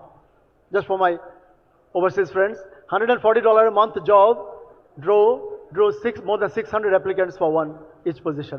So the country's educated unemployment is just intolerable. I would say inexplicable. National University graduates about 1 million graduates every year, and of which 600,000 become jobless. So recently one of the vice chancellors, the National University VC, said that I'm proud to be the VC of the largest university of the world, but I'm also the VC of the largest unemployed producing factory in the world. And SOE losses, we have 49 state-owned enterprises. They have chronic losses. This is again another vexing, pressing issue. SOE losses in just last fiscal year was more than 28,000 crore taka. Of course, not to mention the money laundering, 28 trillion taka, apparently, according to Dr. Devopriya's report, white paper, 28 lakh koti taka had been siphoned overseas. So the development philosophy, and I'd like to build on our previous presenter who gave an overarching development, the governance philosophy. So building on that, remember, anything that I'm going to propose over the next 10-15 minutes is contingent upon a success of a good governance, a governance with good governance, a governance based on meritocracy, a government who will be incorruptible, not only not corrupt. We're proposing a government which would be difficult to corrupt, incorruptible government. So if those assumptions hold, only under that scenario, these policies could be implemented. So we assume, and not just assume, we promise an incorruptible government. We assume a welfare state, a growing, thriving, smart, but also welfare state, a state where the state doesn't take their hands off the poor and the elderly. So we would like the government, the public institutions to hold hands to our orphans, to our weak and vulnerable, to those in disease, to the elderly and children and unemployed, of course. We're going to propose some smart solutions. We promise equitable, fast, as I said, growing and sustainable economy, because the current path is simply unsustainable. We're going to assure social justice and use Islamic finance tools. We're using Islamic finance institutions and instruments. We promise a digitalized economy, digital transactions. We're going to make the most use of all the digital tools available in the world, and AI solutions for financial inclusion. So, of course, Mr. Alamgir has proposed an inclusive economy, inclusive growth. So to do that, you have to have complete, broader financial inclusion of everyone living in the country. The proposals are going to be business friendly. You'll see how. Youth friendly, women friendly, environmentally friendly. It will be based on an exploitation or aimed at an exploitation free society where poverty would be said goodbye, poverty would be sent on exile. So we'll not say zero poverty, but the government will try to reduce poverty to a more tolerable, reasonable level. And the long-term goal, of course, desire is to have zero poverty. We are also proposing a regionally balanced economy, as our previous speaker has said that we propose 64 districts, all 64 districts to have 64 great towns, not just Dhaka and Chittagong, and 500 other towns around the country involving all the upazilas and inclusive and equitable growth that I already mentioned.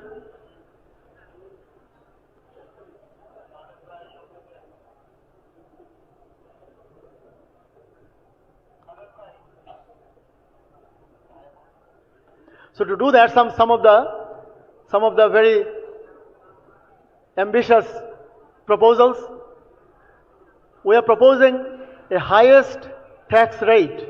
And to any tax professional, we have Sir here, former chairman of NBR, Dr. Nasiruddin, the highest income tax in this country is going to be 19%. No Bangladeshi citizen, no one will pay more than 19% of their taxable income. This is something we'll achieve gradually. We'll not just have it in the first year. It will take some 2 years to bring it down from current 30. Right now, the highest individual tax rate is 30%. The highest corporate tax rate is exorbitantly high. 45% in some cases, 40% for some of the successful telecom companies, and 35% for others. So the corporate income tax rate is also going to be 19%. This is extremely ambitious, so I'd like you to hold your breath to see how we are going to achieve that. So both individual and corporate tax rate will be capped at 19%, one of the lowest in the world, except for Kuwait, Qatar, and some of the tax havens. So the countries where people pay taxes, I don't think you're going to find any country where you'll find more than 19% of taxes. Then VAT rate will be capped at 10%. Currently it is 15%, but there are other lower rates. So we'll not touch the lower ones. The top rate is going to be 10%. Gradual reduction will take place from the current 15 to 10. We're going to propose a smart social security card. So this is also another hallmark of this proposal. It may look just like one line. So what we're going to propose is, right now, we have NID cards, and we also have TIN numbers, tax identification numbers. So we propose that the current NID card will be converted into a TIN, into a tax identification number or TIN card, and together merging all the entitlements, all your healthcare, social security, safety net entitlements, every citizen will have one card. And that one card will be called whatever smart card or citizen's card, but it will be a smart social security card. I'd like you to refer to other developed countries, like in the US, we have a social security card, social security number, and there is no other NBR number. In New Zealand, we have an IRD number. In Sweden, I used to work there as a visiting professor. We used to see a number called person number. So these two numbers, and NBR is struggling to have people have a TIN, although in the recent years it has gone up, but still has not gone up to the desired level. So we're going to we'll abandon the current TIN, and NID card, your NID card will become your TIN card, and it will merge all other features, your healthcare features. More importantly, all your health data will also be recorded there, and your entitlements, like we have got some proposals for elderly, for children, for lactating mothers, for pregnant women, for students, for women. So everything will be embedded in that one card, and it will be probably different colors. Elderly people will have one color, people under 5 will have one color, pregnant women will have one color, students will have one color. So, but it will be one card, a single card, and it will overnight. I'd like our Nasir sir to take note that overnight we'll have millions of TIN numbers. Everybody will have a TIN number, and everybody over the age of 18, everybody with an income or no income will submit a tax return. And not to mention, the lowest taxable amount is now 375,000 taka. We propose it to be 600,000 takas, 6 lakh taka. So anyone with a monthly income of 50,000 taka, below 50,000 will not pay any tax, no taxes. So 12 mashe 50,000 kore 6 lakh, 6 lakh taka will be your taxable threshold. But of course, there will be other deductions, investment, childcare, education, with many deductions. So I mean, millions of people will enjoy tax-free life. We have some 3 very important capital expenditure proposals. These will not be part of our revenue budget, but we have still accounted for all those. So 3 ambitious capital expenditure development proposals. One is 1 lakh crore, 1 lakh koti taka will be spent on road connectivity, roads, highways, bridges, and rivers. So over 5 years. So every year, 20,000 crore will be on road connectivity and infrastructure.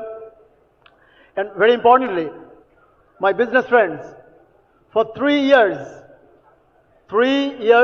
from 13th of February 2026, this year, you will not pay a single cent more on water, electricity, and gas. You know that we have received a lot of complaints that our cost of doing business has gone up significantly. Chittagong Port has raised its tariff by 41% recently. Gas connections, water connections, electricity prices keep going up every year about 7 or 8 times in 1 year. So we know that sometimes it may be necessary because energy has to be imported. We have imported energy to use to convert it into electricity. So, but for 3 years, to give a stability, to give a breathing space to our business community, there will be a 3-year moratorium on all your utility payments. Only for industrial connections though, not for residential ones, industrial connections. So jader Kolkarkhana factory, tara eta paben. Then interest-free loans for small and marginal farmers, subject to some criteria. Qarz Hasana, you know, one of the Islamic principles. So we use those Islamic values that for small and marginal farmers, like some financed by Grameen Bank and others, there will be interest-free loans to those. Then some business-friendly reforms, simplify licensing, one-stop digital services. These are things that, you know, as Dr. Devopriya said, that these are lofty promises that everyone says. If you look at the prospectuses of the last few, you know, several elections, we had 12 elections already in this since independence. So every time we saw these promises, but no one actually stood by their promises and no one showed how. We have a policy to tackle NPLs, non-performing loans, asset management, asset quality, recovery framework, will bar chronic loan defaulters, bring back siphoned money. How we are going to do that, I'll explain soon in banking governance and banking reform. We will make all these commercial bank boards and insurance company boards and NBFI, our NBFI sector is completely destroyed. Non-bank financial institutions, none of them almost exist. Some of our pride institutions. It's heartening as a student of finance to know when we went to study finance at Dhaka University, we saw BSB, BSRS were some of our pride institutions dedicated to industrial financing. But now where are they? BSRS, BSB, they have been merged into BDBL and they are now running on rental income. They just rent their building out. It's like subletting your home, no place for your children, no place for your family, no place to study, play. You have to sublet most of your home and then buy your groceries from sublet income. So BSB, BSRS, ICB, they are doing it now. So we will make the boards independent, we'll bring independent directors, and I would also like to propose that the 2 institutions that have never seen independent directors, it takes a bold and courageous government to do that. ACC, the Dudok, Anti-Corruption Commission, and NBR will have independent directors, independent members in their board who are not from their service, who are not from civil service or from any other services. They will be independent people nominated by parliamentary committees, and then all these boards will be vetted. The board chairman, the board members will have to be vetted by the parliamentary committees. Government, the Prime Minister, we talked about decentralization, the Prime Minister or the President will not have the privilege, will reform these institutions ahead, even more than what the so-called Oikomoto Commission has proposed. There will be more institutional reform. We will focus on primarily 4. We call it clan, the courts, the total judiciary, the law enforcement, the SEC, and NBR. These 4 institutions will have to be reformed. And once those are reformed and made independent and neutral, remember, independence alone may make them partisan, that they get a license. If I'm independent, I can do anything I like. So there must be mechanisms and systems in place to make them accountable to the people through parliament and other regulatory institutions. So these 4 are just the top ones. the crown, but all statutory institutions, BTRC, BRTC, be all like UGC, the Special Election Commission. You have seen what the Election Commission did 24 hours ago, or 36 hours ago. They allowed all these loan defaulters to contest in elections. So that is against the policy that we are going to propose. You can never get rid of non-performing loans if you allow them at the highest level of government, because once you become an MP, you can be a prime minister. So technically this election commission on which the people of this country, the martyrs, the 1400 martyrs, and the martyrs of our liberation war, everybody entrusted a role of governing this country, of choosing people who would govern. They have betrayed with the spirit of liberation war and the spirit of July revolution. I want to say it unequivocally as Warisul Karim. I'm not saying it on behalf of these policies, but I'm sure everybody in this room echoes my sentiment that it is not the prerogative of the election commission or any of the election commissioners to use their personal feelings that maaf kore diyan, please, we're sorry, we have to approve you with a heavy heart, but please pay back the loan. This is not how it works. It is not your money, sir. It is people's money, and we are now drowning.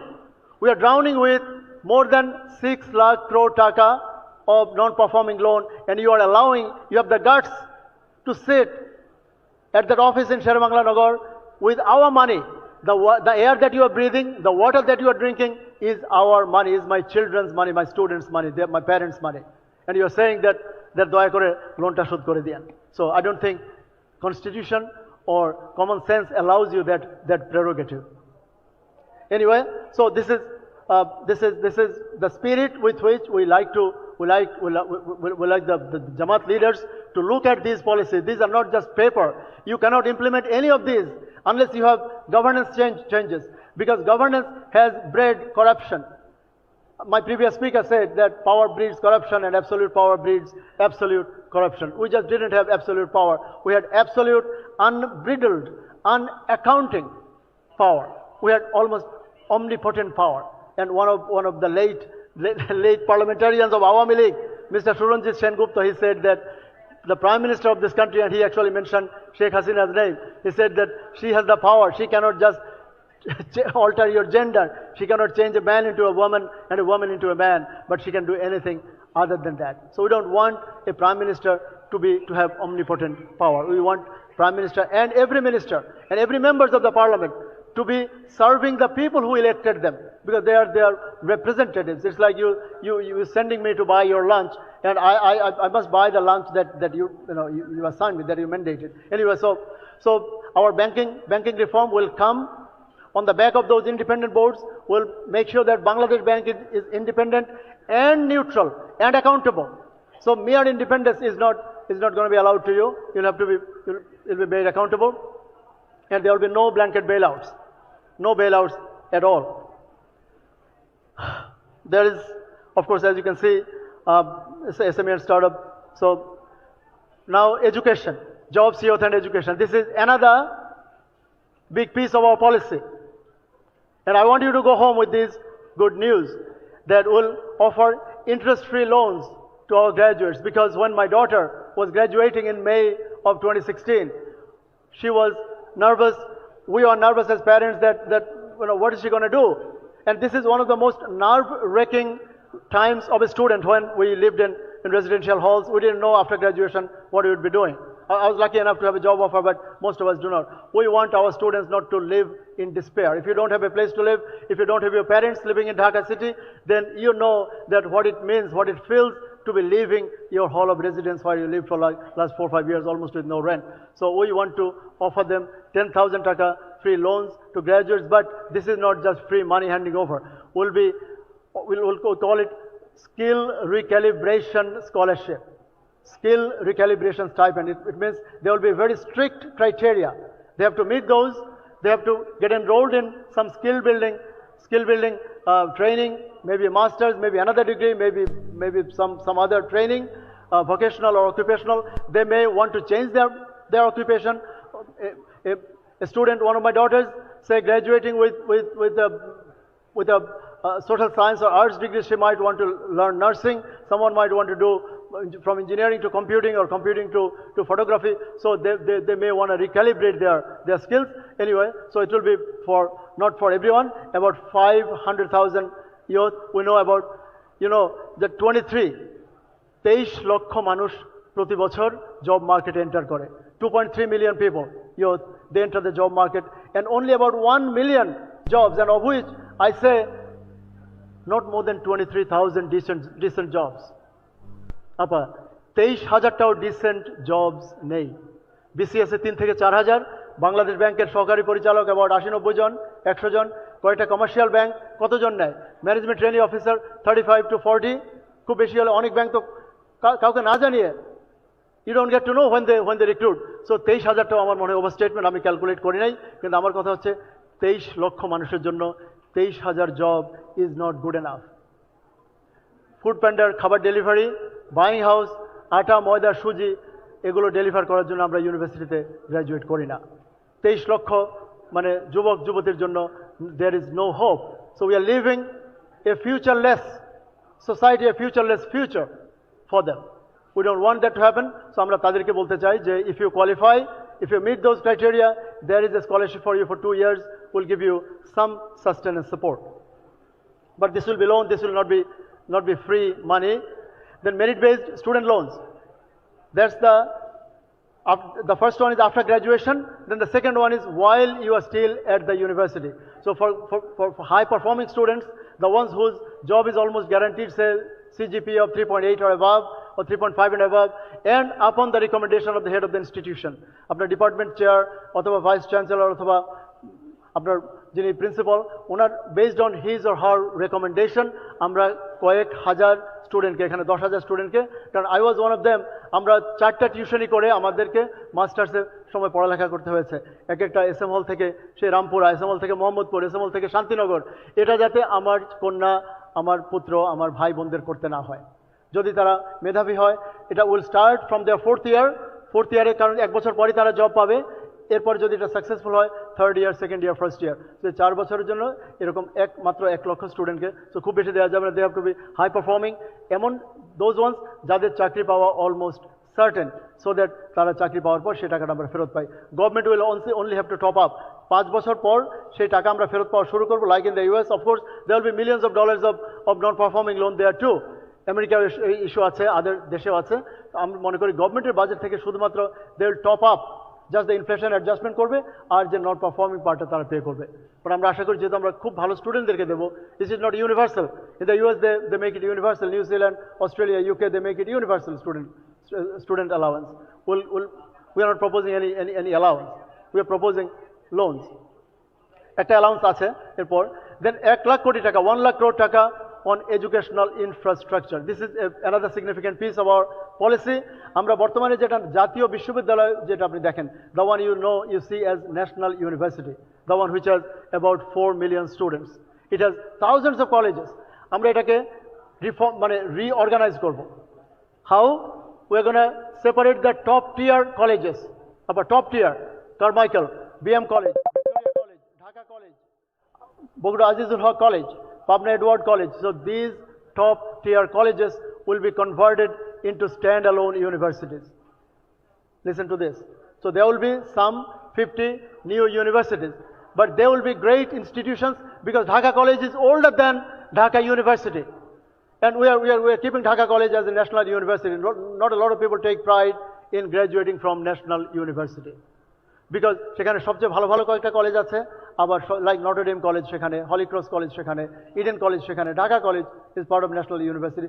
We want the top tier ones to become standalone universities, and then the second tier গুলো will leave them under the current national university. And সেখানে সবার একটা pathway থাকবে। যারা 2-year degree করে, even if you do a 2-year BA become BSc, they will have a pathway to go to another university to complete their 3rd and 4th years, like in the model of United States community colleges. সেখানে 2 বছর you do 2 years at a community college, then based on some criteria, if you can fulfill those, you can get to top regular universities. So এখানে 1 লক্ষ কোটি টাকা আমাদের budget for 5 years to transform those universities. We have land is already there, professors are there, buildings are there, classrooms are there. We just need to modernize those infrastructure. We need to invest in labs. We need to invest in classrooms, in bathrooms. And one point I'm so tempted to share with you that recently Pratham Alo was publishing pieces on these great colleges, and at one of those colleges, I think Ananda Mohan, they said they have 42,000. Listen to this: 42,000 students at a college, and only one hostel for 120 people, and only 3 bathrooms, 3 washrooms for 42,000 students. This is not acceptable. This is not Bangladesh. This is not any decent country. So we like to invest in hygiene, in classrooms, in making them modern. And then another part of the university, and there was a signature promise. Jamaat Islami is excited about it. Our sisters and daughters will be excited. We are going to create world's largest women university, combining Eden College, Badrunessa College, and Home Economics College. These 3 colleges are in one location, at a very prime location, so we don't need a single square inch of land. Again, গত কয়েক বছর ধরে গভর্নমেন্টগুলো they established more than 54 universities with some কতগুলো চরাঞ্চলে, যেমন নোয়াখালীর যেখানে college হয়েছে এখানে কিছুই ছিল না। এরকম আমরা নো ম্যানস ল্যান্ডে ইউনিভার্সিটি করতে চাই না, যেখানে already we have land, very expensive land Dhaka শহরের মধ্যে, ইডেন কলেজ, বদরুন্নেসা এবং home economics college, we are gonna come the world's largest women university. Will invest money on, so part of our 1 lakh crore taka will go there. Then we'll triple, we promise to triple our remittance from, because we, the previous speaker said that we now send unskilled laborers, our laborers at Abu Dhabi airport, Dubai airport, you see them cleaning bathrooms. We want skilled laborers. We want to send skilled laborers. So there will be, you go to a police station, you are going to see skilled policemen. You have firefighters, you are going to have educated, good character, skilled firefighters. So everyone working, every citizen will be a skilled, educated Bangladeshi as we aspire. So that's what we call intellectual remittance, means educated, remittance from educated workforce. We'll have women-friendly workforce because, have we said this? Women, education for women from class 1 to highest level at public institutions will be free. No girl, no woman will pay a single taka of tuition fee at public institutions in Bangladesh. I don't think we need to explain things that are more or less self-explanatory. Then healthcare, another big piece. I'm so proud to be able to present these things for my country.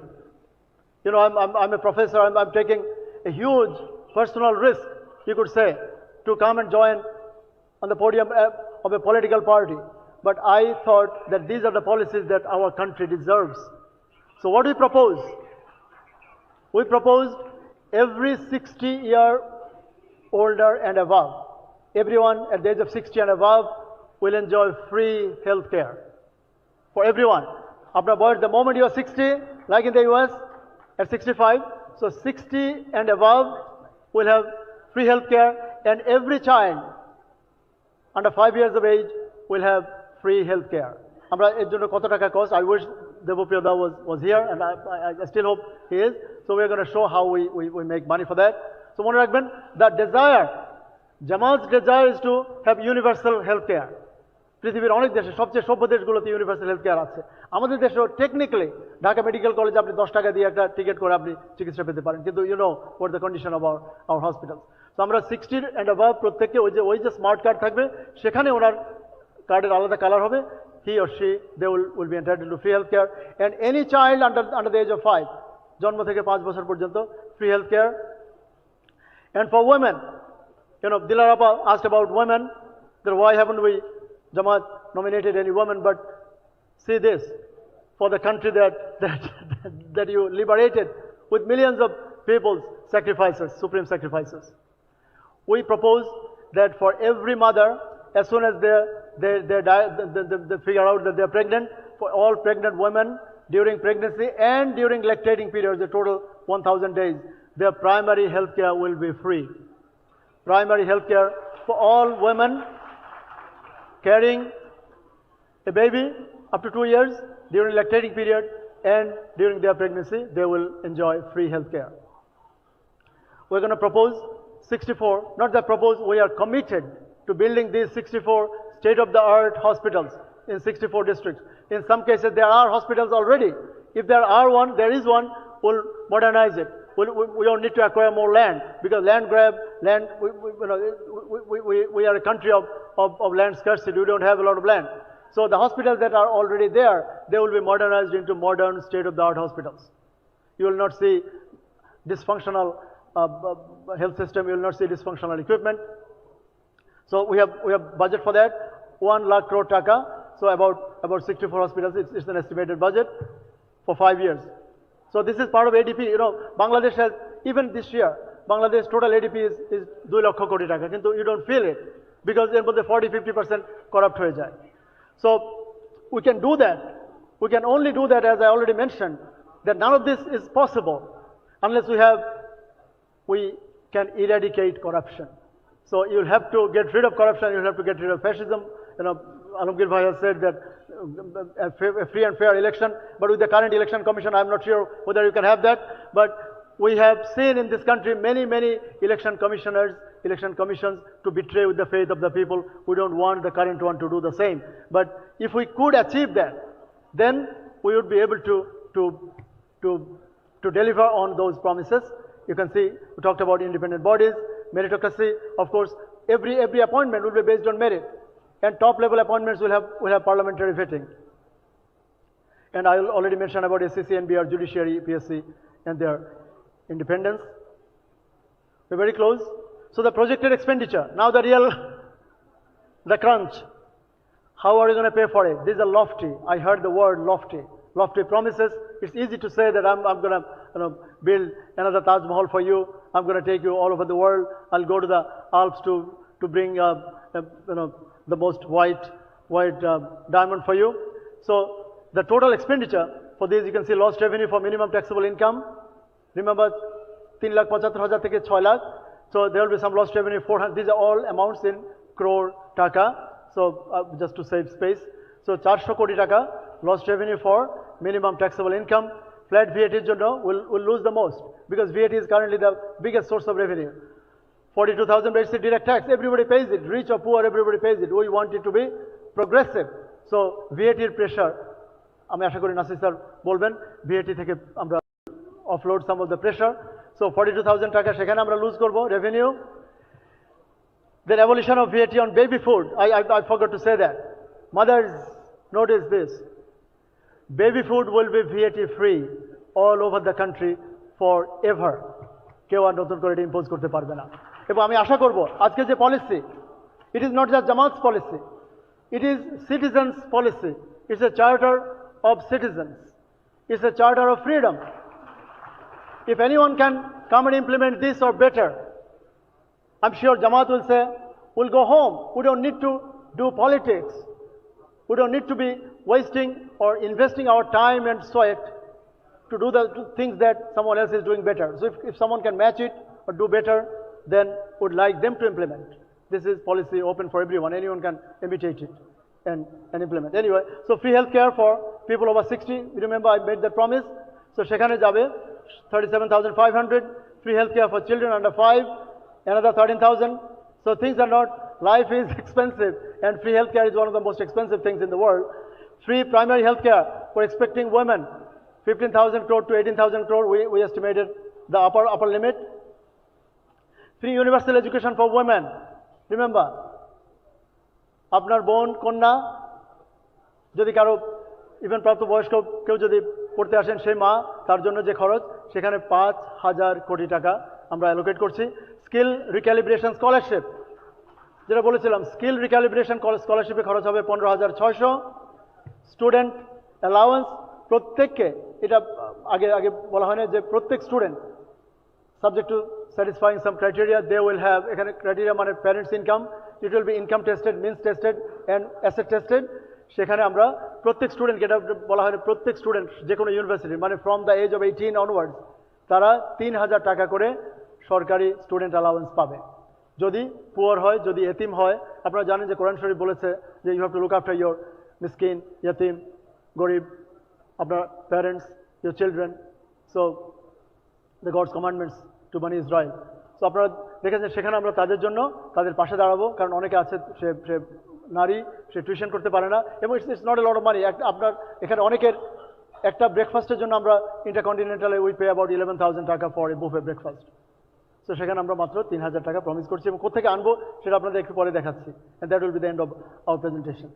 Educational infrastructure, remember আমরা বলেছি 1 lakh crore over 5 years, so that comes down to 20,000 in the first year, and likewise for years 4 and 5. Building other infrastructure, ওই যে road connectivity বলেছিলাম, সেখানে 1 লক্ষ কোটি, তার জন্য 20,000 কোটি। এর চেয়ে বেশি কিন্তু কারেন্টলি খরচ করে অনেক সময়, প্রতি বছর 2 লাখ কোটি টাকার এডিপি, ওটা অন্য কোথায় যায়। আজকে দেখলেন পদ্মা ব্যারেজের জন্য যে ফার্স্ট ফেজেই 32,000 কোটি টাকা। আমাদের মানে থার্ড টার্মিনাল বসে আছে, কাজ হচ্ছে না, আপনি জানেন কিনা কত হাজার কোটি টাকা। সো সেখানে 20,000 কোটি। হসপিটালগুলো আমরা বলেছিলাম there are 3 promises of 1 lakh crore each, সেখান থেকে 20, এখানে 60,000 কোটি। So total estimated cost for the first 5 years is going to be 223, but from year 6 and onwards it আরো 60,000 করে কমবে, কারণ আমরা will not keep doing it every year, so the actual expenditure is not going to be as much, মনে রাখবেন। So 223 is the maximum limit for the first 5 years, and even এটাও কিন্তু আমরা immediately অনেকগুলো, because আমরা phase wise করব অনেকগুলো, যেমন স্কলারশিপস এন্ড আদার্স। আপনি ওভারনাইট 12 তারিখে যদি জামাত ইসলামী ক্ষমতায় আসে, 10 দলীয় জোট, 11 দলীয় জোট ক্ষমতায় আসে, আপনি 13 তারিখে কিন্তু 19% ট্যাক্স হতে পাবেন না, it will be gradually delivered. But কিভাবে করবো, আমরা ম্যাক্সিমাম লিমিট বলেছি এটা। রেভিনিউ কোথেকে আসবে টাকাটা? সিপিডি, দেবপ্রিয় দাদের সংগঠন, প্রিয় সংগঠন, সিপিডি বলেছে যদি শুধু ট্যাক্স লুপ হোলস, বাংলাদেশে যদি শুধু এনবিআর এর দুর্নীতি কমানো যায়, ট্যাক্স লুপ হোলস যদি বন্ধ করা যায়, তাহলে 1,05,000 to 200,000 crore টাকা সেভ এক্সট্রা রেভিনিউ করা possible. I spoke with some of NBR members, my friends who just retired from NBR as members, স্যারের erstwhile colleagues, অনেকের সাথে আমরা এটা ভেটিং করেছি। তারা বলেছে বাংলাদেশের tax revenue can be double or triple, 2 থেকে 3 গুণ ট্যাক্স রেভিনিউ করা যায় without increasing any tax rates. আর if you reduce tax rates, আপনি ভার্টিক্যালি না বেড়ে যদি হরিজন্টালি এক্সপ্যান্ড করেন, if you go for horizontal expansion of your tax base, then that will give you even more money. এবং I refer to one shadow budget once announced by Bangladesh Economic Association, Bangladesh অর্থনীতি সমিতি। আপনারা জানেন যে সেই সংগঠনটি জামাতের সংগঠন না, সেটার প্রধান ছিলেন অধ্যাপক আবুল বারকাত, সাধারণ সম্পাদক ছিলেন ডক্টর জামাল উদ্দিন। বারকাত স্যার এবং জামাল উদ্দিন স্যার ওনারা বলেছেন যে 28 লক্ষ কোটি টাকা রেভিনিউ কালেকশন করা সম্ভব। It's on paper. So we don't need 28 lakh crore, we need only 1 or 2 lakh crore। এবং কিভাবে আসছে দেখুন আপনি। So we are going to, because আমরা বলেছি the big assumption there is that there will be good governance, there will be an incorruptible government, there will be a free and independent and accountable and neutral NBR and SEC। তো আপনাকে যদি NBR হয়রানি করে, আপনি কোর্টে যাবেন, court আপনাকে জামিন দেবে। আপনি যদি হয়রানি করেন গভর্নমেন্টকে, NBR will go to courts, and courts আপনাকে টেক কেয়ার করবে। সো কোনো এখানে আমরা আশা করি গ্র্যাজুয়ালি ট্যাক্স লুপ হোলস কমানো যাবে, ওভারনাইট করা যাবে না। তো সেখান থেকে lower limit is 1,05,000, upper limit is 2 lakh crore. আমরা অ্যাকাউন্ট করেছি only lower limit, we are being conservative. So সেখান থেকে আসবে 1 লাখ কোটি টাকা। এফিসিয়েন্সি গেইন, বিকজ আমরা মেরিটোক্রেসি প্রমিস করছি, there will be efficiency gains, the country will be more effective, the government will be effective, we're going to have a slightly, maybe no smaller, or maybe the government unbridled growth হবে না গভর্নমেন্টের, everybody will be effective and efficient, so efficiency gain আসবে 40,000 টাকা। আর growth আমরা promise করেছি যদি 1% বেশি করা যায়, রিমেম্বার লাস্ট বাজেট আমরা এবার ওয়ার্ল্ড ব্যাংক বলেছে 4.6%, যদি just 1 percentage point, if you can increase the current growth estimates by 1 percentage point, you can have an extra 40,000 crore taka from there. So we expect the kind of packages, a package that if you could implement it, of course the growth is going to be double digit, I can promise. And you can work out, any economist is going to agree that if based on those ifs, because as economists, they have a lot of assumptions. If those assumptions are fulfilled, then of course the growth is going to be double digit, but we calculated only 1 extra percentage point. সেখান থেকে আসবে 40,000 crore, and modest efficiency improvement of SOEs, সেখান থেকে মাত্র 3 থেকে 4,000 কোটি, and also we're going to restructure, এটা এখানে লেখা নেই, restructure the current debt. আমরা যে 12% 13% যে ডেটগুলো আছে এগুলো আমরা ডায়াসপোরা বন্ড ইস্যু করবো আমাদের the Bangladeshis living overseas and earning almost no interest on their savings আমেরিকাতে ইন্টারেস্ট রেট কম so we are gonna issue diaspora bonds of billions of dollars এবং সেখান থেকে will reclassify the current high interest paying debt into low interest paying debt এবং সেখান থেকে আমাদের saving আসবে 33,000 কোটি টাকা estimated so total money coming back is lower limit is 221 upper limit is over 3 lakh crore. How you can achieve that? You can achieve that if you can ensure these 4-5 good governance, institutional, if institutions are reformed, and so আমাদের ওই যে হা vote যে yes ভোটের কথা বলেছেন Mr. Alamgir, we will have to promise and we will have to convene, invite everyone to execute the reforms, to approve the reforms, and our reform proposal goes even further. The SEC, the ঐক্যমত্য Commission, couldn't achieve a lot of reform proposals because of political differences, because of political necessity to have political negotiation. But if you have a government, whoever wins, then the government will have the legitimacy and leverage to do more reforms if they want, more people-oriented reforms. Then private sector-led export and export-oriented growth, financial, of course, yeah, I don't think we need to explain these. Then you can see an economy rooted in justice, Islamic principle of adl. Allah Pak adesh diyechen, adl and ihsan, so সদাচরণ, সুবিচার এবং সদাচরণ, opportunity and responsibility for a post-uprising reform seeking Bangladesh. Thank you all very much. Thank you. Thank you very much, Professor Dr. Warisul Karim, for your valuable insights. Now, I'd like to proceed to the panel discussion. Due to the shortage of time, I'd like to request our panel members to give a short remarks about the presentation. I'd like to go with Dr. Shibir Ahmed, Assistant Professor of Economics at Northsouth University, and then one by one, if you could go with it. So please, Dr. Shibir Ahmed.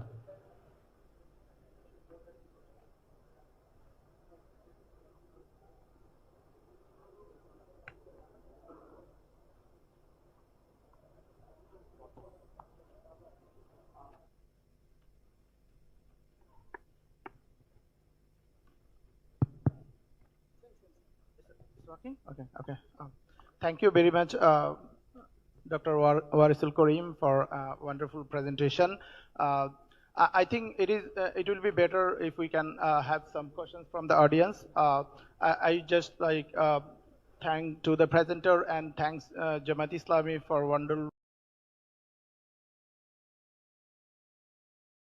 wonderful economic policy and for inviting me as a panelist.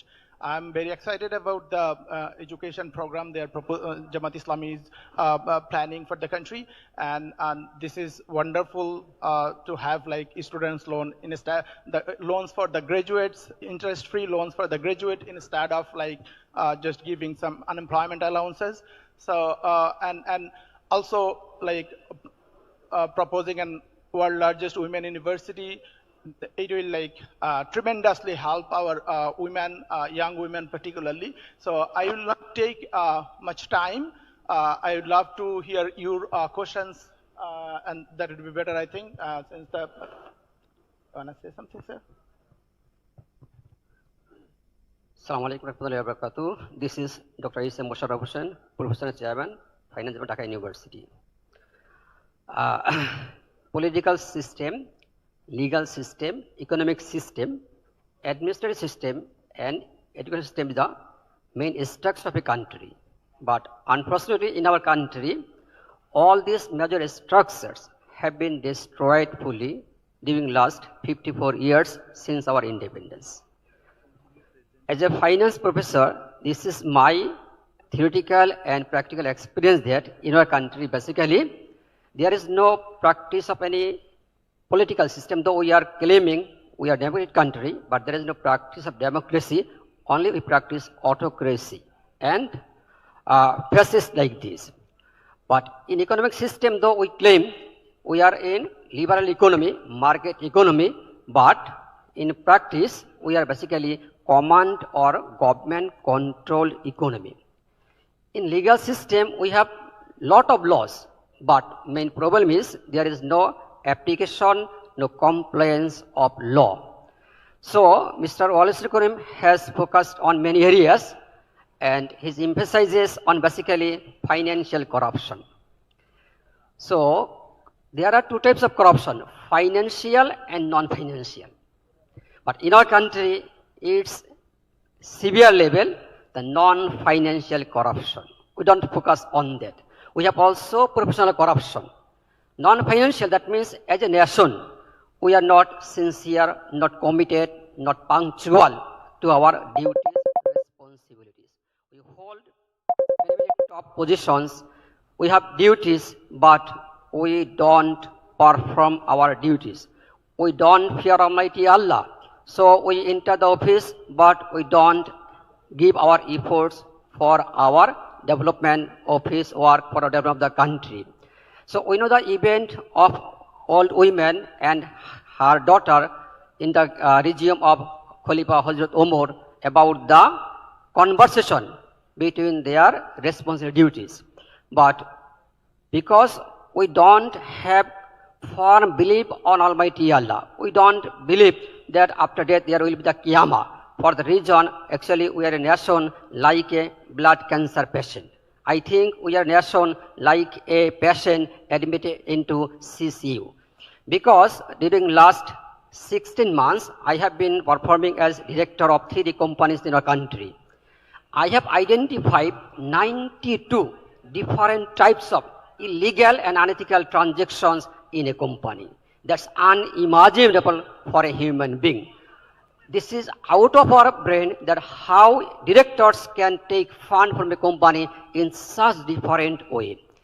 So, like it's depositors have deposited money in banks, but amount has not been credited to customers' account. Amount have been taken away by the directors, by the chairman. This type of unexpected events have been incurred in our country.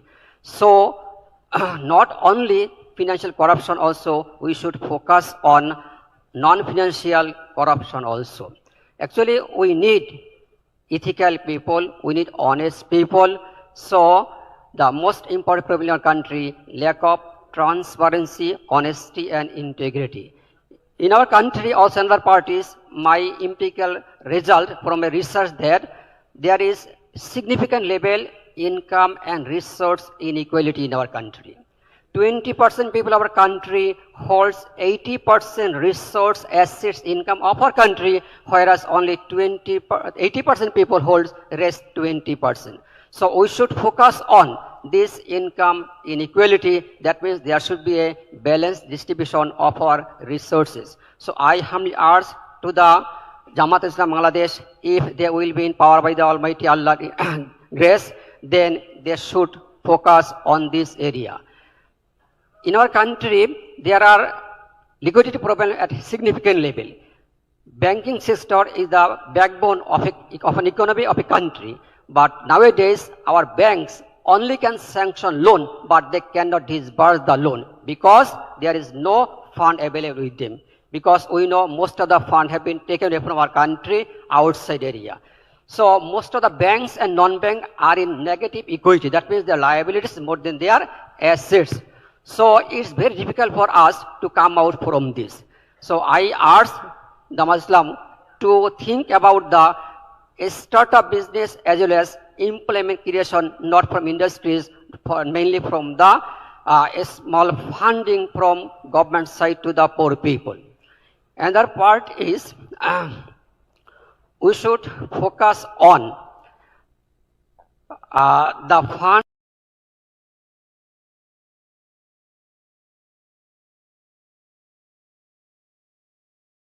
taken away. Thank you. I'd like to request the other panel members to make your comments as short as possible due to the shortage of time. Could you please? Assalamu alaikum. I thank Professor Wasil Karim for excellent presentation. Actually, I would like to focus on taxation issues. He has correctly mentioned the low rates, fair taxation, all these are very important. But since I worked at the NBR as a chairman and also Anti-Corruption Commission, I know where the real shoe pinches actually. So, but I don't have time. Only thing I can say, please, the laws, just how the government runs actually. I'm sorry, I worked for the government for 37 years, a very important position all over, but ad hoc basis policy making, not evidence-based policy making. Little ownership, I should not say no ownership, little ownership. So then how we can expect good policy from them? So actually the 2023 Income Tax Act, it was passed in the Parliament within a very short time, little consultation, no research, a full Income Tax Act. Yeah, so what you can expect? Minimum tax, lot of problems are there. We found out. So, the rates are, in corporate tax there are as many as 10 rates, very high. So he has correctly mentioned that this should be reduced. And I worked with the NBR reform committee and we suggested those things. And also VAT. VAT is very, there are many, 7 VAT rates and 15% is too much. So this should be rationalized. But I request that this should be, there should be some study, simulation, whatever it may be, then decision can be taken, not ad hoc. Nothing should be ad hoc basis. And you see, teen bin, taxation, there is a teen number, for VAT bin number. Why these two? Why you can't link with NIT? So these things can be very simple. There are many points I would have raised, but he has already mentioned that only 1 minute, so I have already crossed that. And finally, what Professor Wasil Karim did not mention or may not be his experience is that tax administration. You see, we suggested separation of tax policy from tax administration. But what happened? Shut down, NBR people didn't want it, it was not done properly. What we suggested, and it was done in a different way. So this is very important. Tax administration should be streamlined. How to ensure integrity? Full automation. But that is not happening. Because the integrity is a major problem. And since I thank the Jamaat Islami Bangladesh for their organizing this, there is a political settlement. There is a nexus among some taxpayers, big taxpayers, tax collectors by NBR officials, and some political people. So that is a win-win situation at the cost of government exchequer. And I know because I worked there, but we could not do that. That was our failure. So please, we have to look into the matter. I assure you there are some structural issues. We can increase taxation from digital economy. He has mentioned about the potential sources of taxes. So we can do that.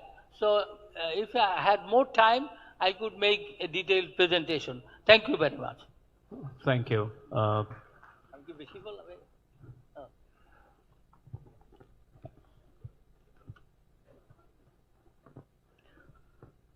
Assalamu alaikum. Good morning to all. Inna alhamdulillah, wassalatu wassalamu ala rasulillah. I thanked Professor Wasil Karim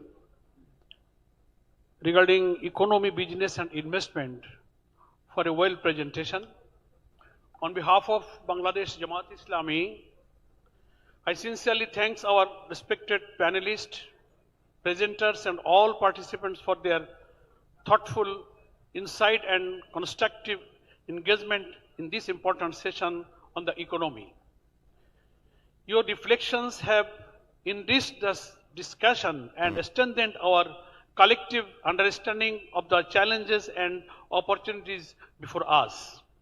Today's dialogue reaffirms that Bangladesh needs a just, transparent and private sector-led economic system that creates jobs for our youth, protects the vulnerable, rewards merit and restores integrity to our institutions. The ideas shared here will directly inform the refinement and implementation of our economic roadmap. With unity, honesty, and complement leadership, competent leadership, we are confident that Bangladesh can move towards an economy rooted in justice, opportunity, and shared prosperity. Thank you all once again, and may Allah guide us in serving the people and the nation. Assalamu alaikum. Thank you very much.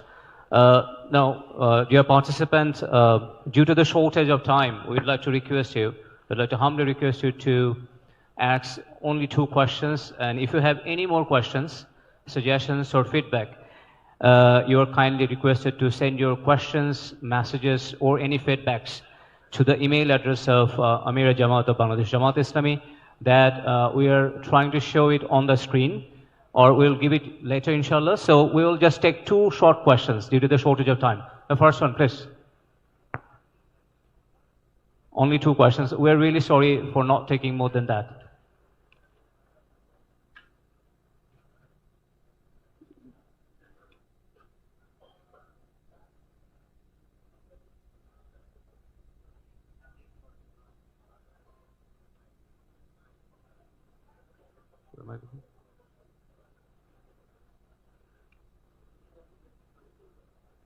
Oh, wait a second. I think, yeah, our volunteers is going to be there. Wait a second.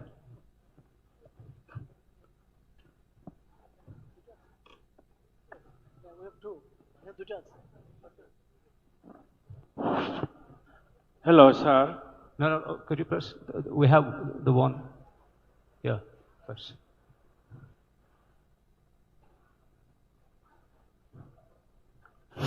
All right, yeah.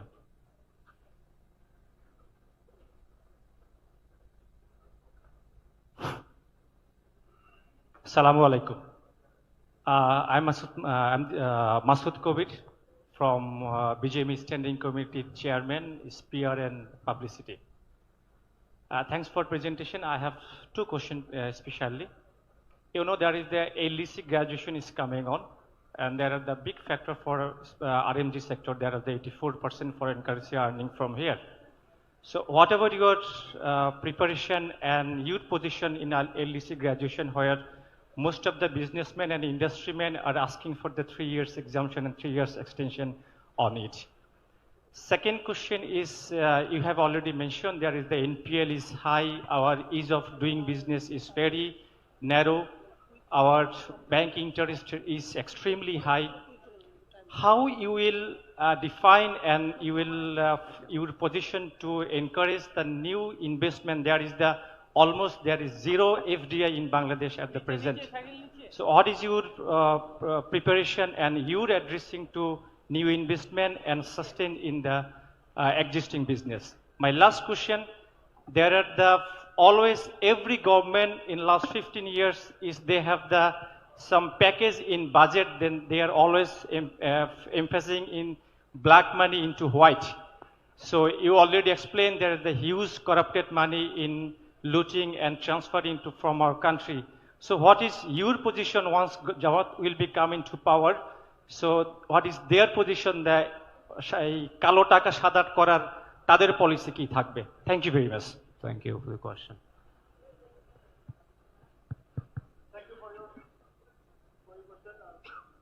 Is the microphone working? I think it is. Is it working?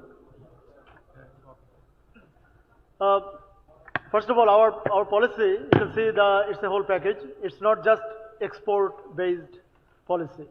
So LDC graduation is going to affect our exports to some extent. We, even at individual level, I've been advocating LDC graduation deferment by at least 3 years.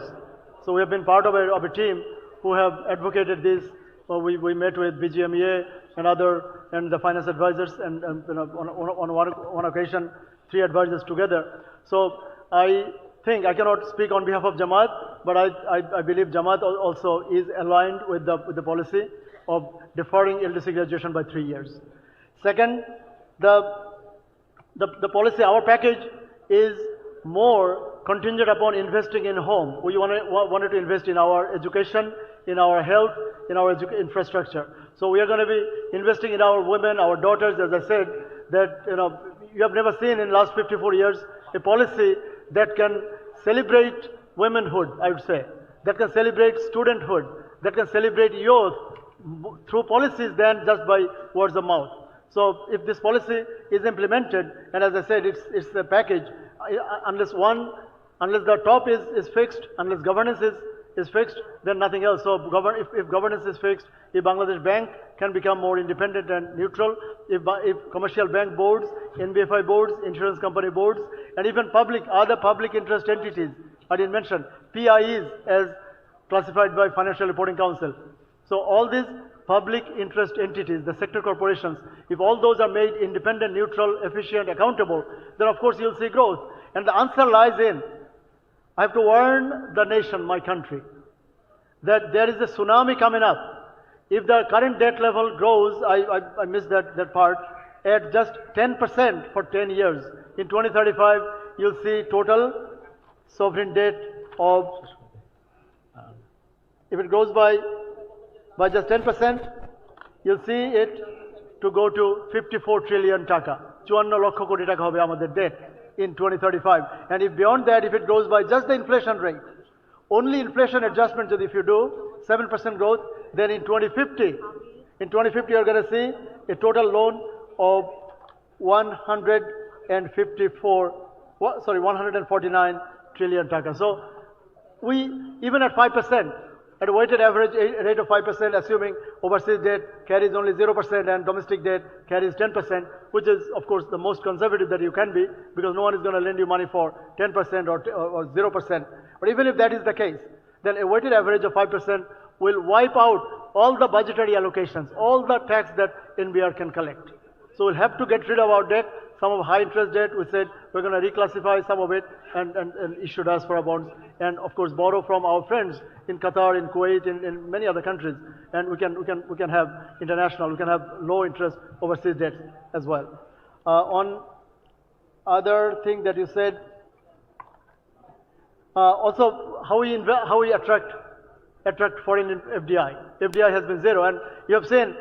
If anyone is here from Dhaka Stock Exchange, I heard that the DBA president, Mr. Saiful, was here. So the Dhaka Brokers Association.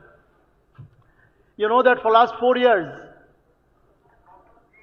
brothers and sisters, for last 4 years, there have not been a single initial public offering in Bangladesh capital market. The capital market has been wiped off once in 1996 and again in around during the several times during the last government's regime. So they have made toys out of our best institutions. They have made toys out of Dhaka University. Since when you saw a Senate election at Dhaka University? 2-3 consecutive vice chancellors, each one rounding for almost 8 to 9 years, never cared about elections at Dhaka University Senate. So we said that we are going to have an accountable government, a representative government, a democratic government, not just government. You have to democratize the institutions, right from Union Council level to the top of the government. And then foreign direct investment, of course, will come. If you have a low tax country, low tax will lead to growth, and growth will lead to low inflation. With low inflation, and if we abolish double taxation, then of course foreign direct investment would come. And of course, we're going to minimize the cost of doing business by having a moratorium on those power charges and utility charges. Sir, Thank you. Thank you, Professor Dr. Warisul Karim. Dear audience, we are really sorry for not taking any more questions. We literally crossed the time that was distributed. Thank you. On behalf of Policy Summit 2026 Organizing Committee, we extend our heartfelt appreciation to our respected speakers and panel members. Okay. I think if you have any more questions, we'd be happy just to send the questions and feedbacks on the email address amir@jamatislami.org. We'll be talking about this later, inshallah. Hello. One last question. সম্মানিত panelist বৃন্দ এবং keynote speaker doctor ওয়ারেস ও সুধী মণ্ডলী, আসসালামু আলাইকুম। আমার পরিচয়, আমি আমসা আমিন, আরেকটু পরিচয় দিতে বলবো, আমি একজন অত্যন্ত কনসার্নড সিটিজেন, খুবই দুশ্চিন্তাগ্রস্ত নাগরিক। আমি বক্তব্য লম্বা করব না। প্রথমে আমি বলবো, আমি জামাত ডক্টর শফিককে আমি আন্তরিক ধন্যবাদ জানাই যে উনি জাতীয় সরকার গঠনের একটা প্রস্তাব রেখেছেন। দোয়া করে যেন এটা তারা বাস্তবায়িত করতে পারেন এবং এর জন্য সুনির্দিষ্ট, শুধু দুটো শর্ত নয়, সুনির্দিষ্ট একটা কোর্স অফ অ্যাকশন জাতীয়ভাবে জামাতের যে দলীয় স্টেটমেন্টের মধ্যে দেওয়া উচিত। এখন আমি কয়েকটা প্রশ্ন করে শেষ করব। দুটো সেশন আমি অ্যাটেন্ড করলাম। প্রথমটা হলো গভর্নেন্স ফ্রেমওয়ার্ক, আর এখন আপনারা করলেন প্রমোটিং প্রসপ্যারিটি। দুটো মিলেই সংক্ষিপ্ত প্রশ্নগুলো থাকবে। প্রথম হলো গভর্নেন্স, লোকাল গভর্নমেন্টের কথা বলেছেন। আপনারা কি ক্ষমতায় গেলে বা বিরোধী দলে গেলে ফেডারেল সিস্টেম অফ গভর্নেন্স বাংলাদেশে চালু করবেন কিনা, চিন্তা ভাবনা আছে কিনা? দ্বিতীয় হলো লোকাল গভর্নমেন্ট ইলেকশনগুলো নির্দলীয়ভাবে করবেন কিনা, নাকি দলীয় প্রতীকে আপনারা করবেন? তৃতীয়টি হলো সমস্যাগুলো আমরা সবাই জানি, আপনারা জানেন, সবাই আমরা বুঝি, এবং সব সরকার এই দোষটা করে গেছে। সেটা হলো politicisation of all services and institutions. আপনারা এগুলো বন্ধ করবেন কিনা? ডিফেন্স নিয়ে কোনো কথা বলা হয়নি। ডিফেন্স সার্ভিসেস রিফর্ম এবং জাতীয় নিরাপত্তা ও প্রতিরক্ষা বিষয়, এটা গভর্নেন্সের সাথে যুক্ত, ফরেন পলিসির সাথে যুক্ত। আপনি কি ব্যবস্থা নেবেন? একই সাথে কানেক্টেড, খুবই গুরুত্বপূর্ণ, কোথাও আমি আলোচনায় দেখি না, বাংলাদেশের ইন্টেলিজেন্স সিস্টেমটাকে আপনারা আধুনিক, প্রযুক্তি সমৃদ্ধ এবং দক্ষ করবেন কিনা। যে ইন্টেলিজেন্স সিস্টেম আছে এটা সম্পূর্ণভাবে ব্যর্থ। Could you please এখন আমি প্রসপারিটি নিয়ে make it short? এনবিআর এর কথা বলেছেন। এনবিআর কে যদি দুর্নীতি মুক্ত করা না যায় তাহলে কিন্তু আপনাদের ইকোনমিক প্রোগ্রাম কোনোটাই সফল হবে না। আর শেষ কথাটা হলো, আপনার শিক্ষা নিয়ে কথা বলেছেন, স্বাস্থ্য নিয়ে কথা বলেছেন। এই গরিব দেশে শিক্ষা এবং স্বাস্থ্য অবশ্যই জাতীয়করণ করা প্রয়োজন প্রত্যেকের জন্য। এই বিষয়ে আপনাদের মনে থাকলে জানাবেন। আপনাদের সবাইকে ধন্যবাদ জানিয়ে, আমাকে এখানে আমন্ত্রণ জানানোর জন্য ধন্যবাদ জানিয়ে শেষ করছি। আল্লাহ হাফেজ। Thank you for the questions. I think we'll be answering all the questions one by one in different sessions. If possible, among the questions, one could be answered. Circle last quick second. Oh, all right. জি, আসসালামু আলাইকুম। আমি আব্দুল হক, আমি একজন ব্যবসায়ী, Japan Bangladesh চেম্বারের প্রাক্তন president এবং federation চেম্বারের বহু বছর আছি। আমার মনে হয় অত্যন্ত গুরুত্বপূর্ণ এই সেশনটির জন্য আমি ধন্যবাদ জানাচ্ছি জামাত ইসলামীকে। সম্মানিত জামাত ইসলামের প্রধান এখানে আছেন এবং আপনারা যেটা করেছেন খুবই চমৎকার। আমার মনে হয় আমাদের জীবনের অভিজ্ঞতার আলোকে আমরা কিছু কথা বলবো। সেটা হচ্ছে শিক্ষার ব্যাপারে আপনি যেটা বলেছেন, প্রাইমারি শিক্ষার একটা শব্দ আপনি ব্যবহার করেননি। প্রাইমারি শিক্ষাকে বর্তমান অবস্থায় রেখে ইউনিভার্সিটি বাড়ানো হবে মারাত্মক রকমের বিপর্যয়।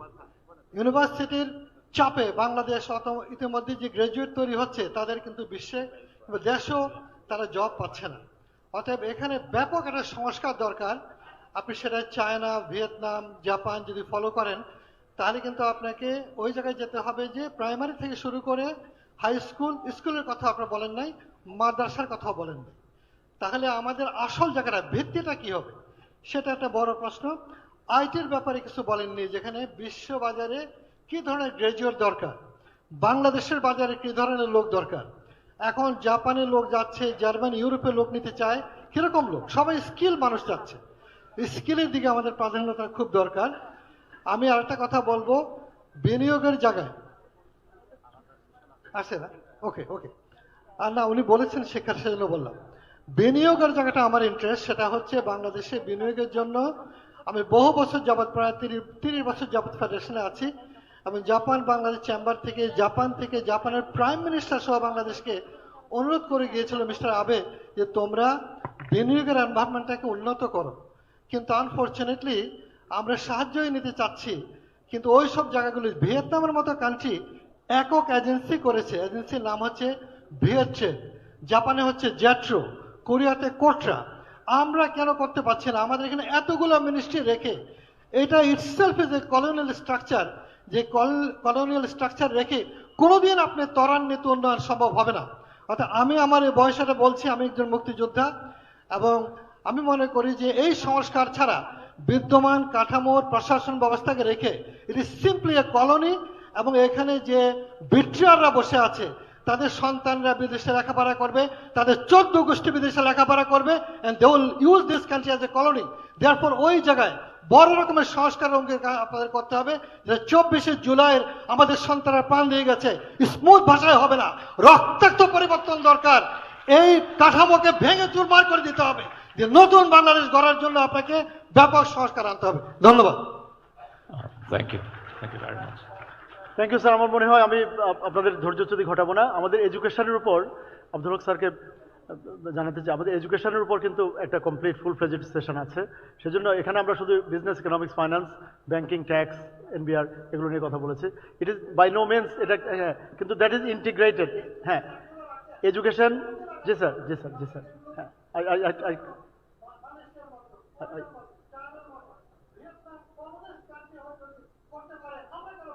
I absolutely agree, sir. আমার মনে হয় স্যার ওই এডুকেশনের জন্য সেই জিনিসগুলোতে বেশি ডিটেল যাচ্ছে না। আমরা অফকোর্স স্টেম এডুকেশনের কথা আমি দেখেছি, আমি বলি নাই, কারণ এডুকেশনের জন্য রেখেছি সেগুলো, primary, secondary, tertiary, university.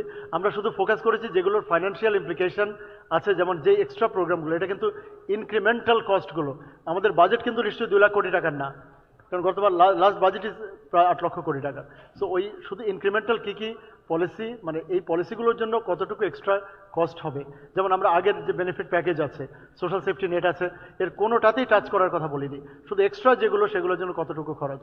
So by no means the package that I proposed, or we proposed, is by no means the full story. It is only part of the story. But definitely I appreciate the education, infrastructure, technology, and industry academia difference. Of course, I mean, apnar motoi one of the ones who can see it every day as a teacher, as a university teacher. The industry wants some kind of skills, and আমরা produce করি a different kind of skills. তাই না? So এটা 100% আমরা in agreement. এবং আমার মনে হয় Jamaat Islami, as I said, I can't speak on behalf of the party as a whole, but other sessions will respond to those. Thank you. Thank you. Thank you very much, Professor Dr. Rasul Karim, and all the panel members. Would like to end this policy presentation session right now. So please, ladies and gentlemen, a big round of applause for the keynote speaker and all the panel members. Thank you. Thank you once again. Thank you very much.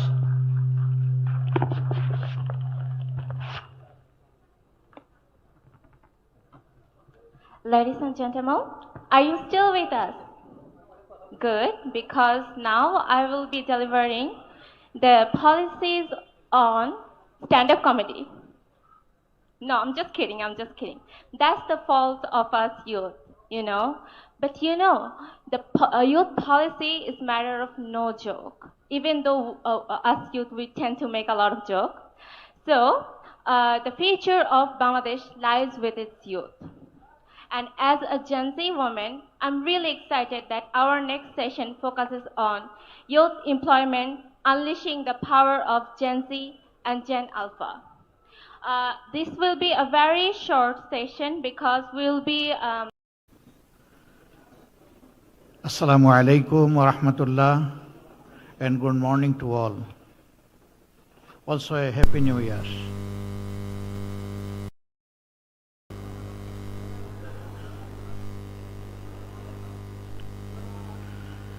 Distinguished members of the diplomatic community, political leaders, industry leaders, business leaders, esteemed academics, civil society leaders, journalists, my colleagues, leaders, journalists, my colleagues, ladies and gentlemen. Thank you all for joining us today at this important moment in Bangladesh's national journey. As you all know, Bangladesh approaches another national election on February 12th. We are here today to have the privilege to present the policy and vision of a new, prosperous Bangladesh we aspire to. Let me start by thanking you all for gracing us with your presence here today. It gives me great pleasure to have the honor of addressing all of you. It's a real privilege for me. We are here today to talk about the future of this blessed lands, our beloved Bangladesh. It is a country that has tested again and again throughout our journey in last history. And we have never been found to be wanting. We are the country of hope above despair, democracy over tyranny, and partnership over isolation. As the whole world is aware, in the year 2024, during what has been termed the monsoon revolution, the citizens... Economy and everything. I cannot... I would like to share that for many young voters in their 30s, this would be the first time to vote, including myself. And I would like to seize this opportunity to remind us all with grave gratitude in my heart that this very moment wouldn't be possible without a youth movement. July movement started on the question of asking equal opportunity towards jobs. And Abu Said, Abrar Fahad, Osman Hadi, and countless others, they gave their bloods and lives for giving us insaf. And Bangladesh Jamaat Islami acknowledges this and is deeply inspired by the youth and is very welcoming to provide them the reward, the scope, and the lives they deserve. There is no way that we can ever repay the martyrs, but at least we can try and uplift the dreams of them so that we can build a better Bangladesh. Now, whenever we are talking about youth, there are just so many things to discuss, but as we have very limited time for today, we will be focusing towards youth employment. You know, in a country like Bangladesh with so many human capital, it is of utmost importance that the youths are given the jobs of their desired and the jobs they deserved. If we don't, then they would turn to a wasted potential, and we cannot let that happen because they can be a cherished asset.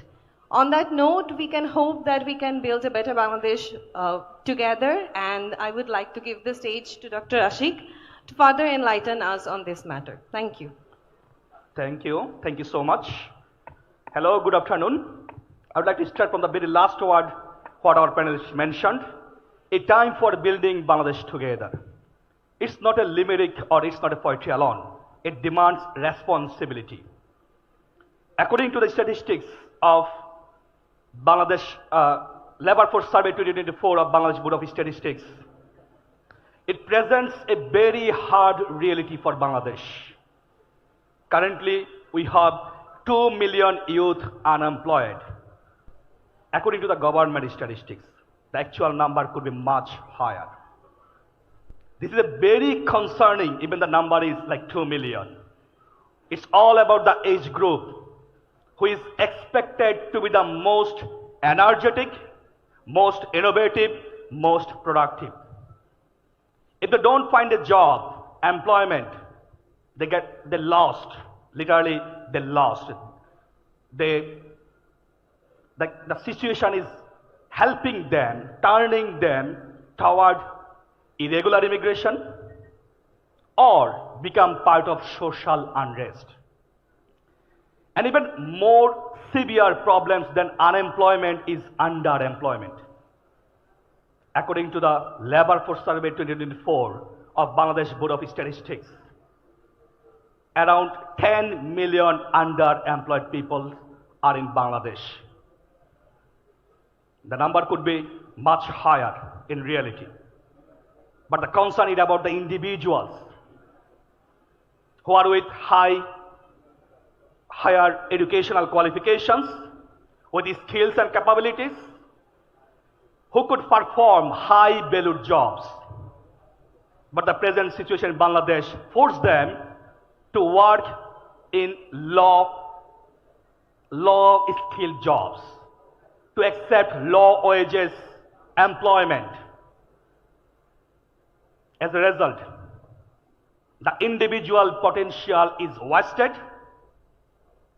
the productivity declines, and in the economy, basically economy falls into the low productivity traps.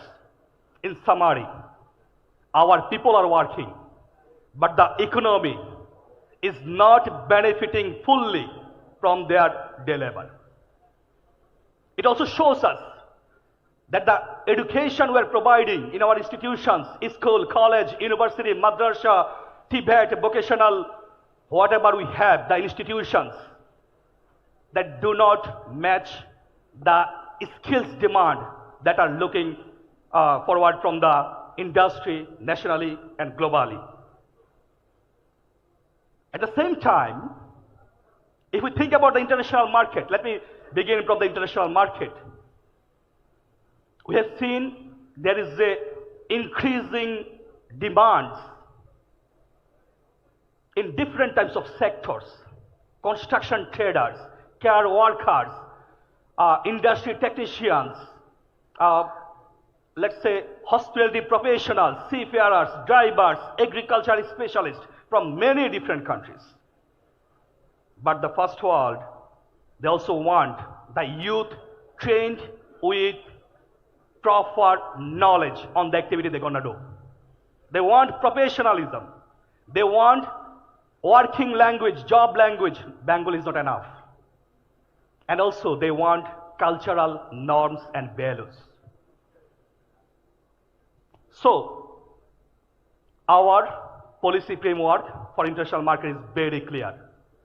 We would like to go for low-skill migration to high-skill youth workforce mobility by reducing the cost for deployment, for placements. We would like to ensure there is no loophole for the middleman exploitation. We would like to ensure transparent employment and also government supported activities around the person who would like to travel abroad. If we think about the sectors for overseas and national perspective, there are many high demand sectors. I would like to mention only a few names that will help you to understand that we did segmentation, we did skill mapping, we did the demand driven mapping that actually currently our country wants, and also we are getting requests from overseas. Let's start with construction and infrastructure. It needs skilled workers, skilled masons, technicians, plumbers, supervisors. If you think about the manufacturing, there is the technicians, oil-trained technicians who has the international standards. If we go for digital and IT services, we need more freelancers who work from home, who work from very rural area, who work from different district area, but bring money back to Bangladesh. We also have care economy. I hope you understand. We need more nurses. We need more professional child care professionals. We need more care workers.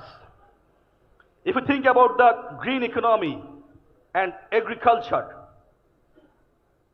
this is the future for Bangladesh. We need more specialists, trained specialists in these fields, as well as retail, hospitality and transports.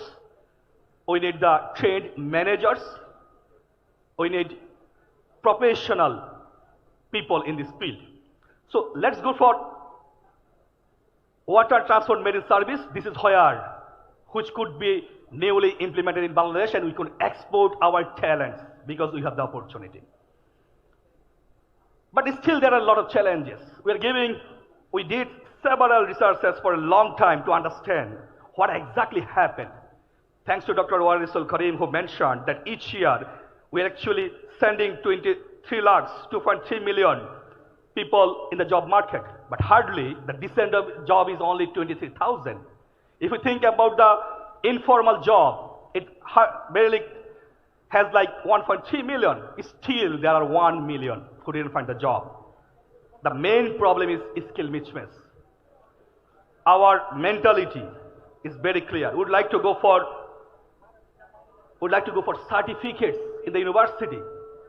Hardly we find the exact training that demanded by the industry. Also, whatever we are discussing about the skill development, entrepreneurship, education reformation for youth, or in short, youth employment, there is a big problem with our fragmented governance system in Bangladesh. Currently, 7 ministries are part of this. Ministry of Youth and Sport, Ministry of Higher Education, Ministry of Primary Education and Mass Education, Ministry of Labor, Ministry of Industry, ICT Division, and local governments. All are engaged, but there is the fragmented governance that actually stops to get the best benefit from the government. We also notice that our rural youth, our women are really far behind. They don't have sufficient access to finance and mentorship. And there's a huge gap in trainings. Our vocational institutions are providing trainings. Unfortunately, the curriculum is very obsolete. That is not ready for the current one. Forget about the future one. Therefore, inshallah, Bangladesh Jamaat Islami, with mandate to govern, we want to facilitate 10 million youth trained with market demand skills. Would like to go for 5 million job placements and creation directly assisted by the government. Would like to go for 500,000 new entrepreneurs in the market, fully supported, trained, mentored, and financed by the government. Would like to go for 1.5 freelancers. We didn't forget to be freelancers. Would like to bring freelancing home in the village. And finally, in order to do this, we also need a unified governance and educational reform. This is one of the major, measurable implementation strategy we have for 10 million youth trained with market relevant skills. Our motto is very straightforward. No youth left behind from the planning of Bangladesh Jamaat Islami. We'd like to go for high demand skills, including languages, AI, cyber security, cloud computing, care economy, green energy, green skills, moral training, ethical training, training on cultural values and norms, and so on. We'd like to introduce youth tech labs in every upazila in Bangladesh. That will help our youth to be ready, like job-ready graduates with global standards. And of course, I hope many of you know that there is a very famous model that is really working in Bangladesh with thousands of models, what is called Ustad Shagred model, at the very rural level. By this, Dr. Professor Warisul Karim mentioned that there will be skill recalibration training scholarships.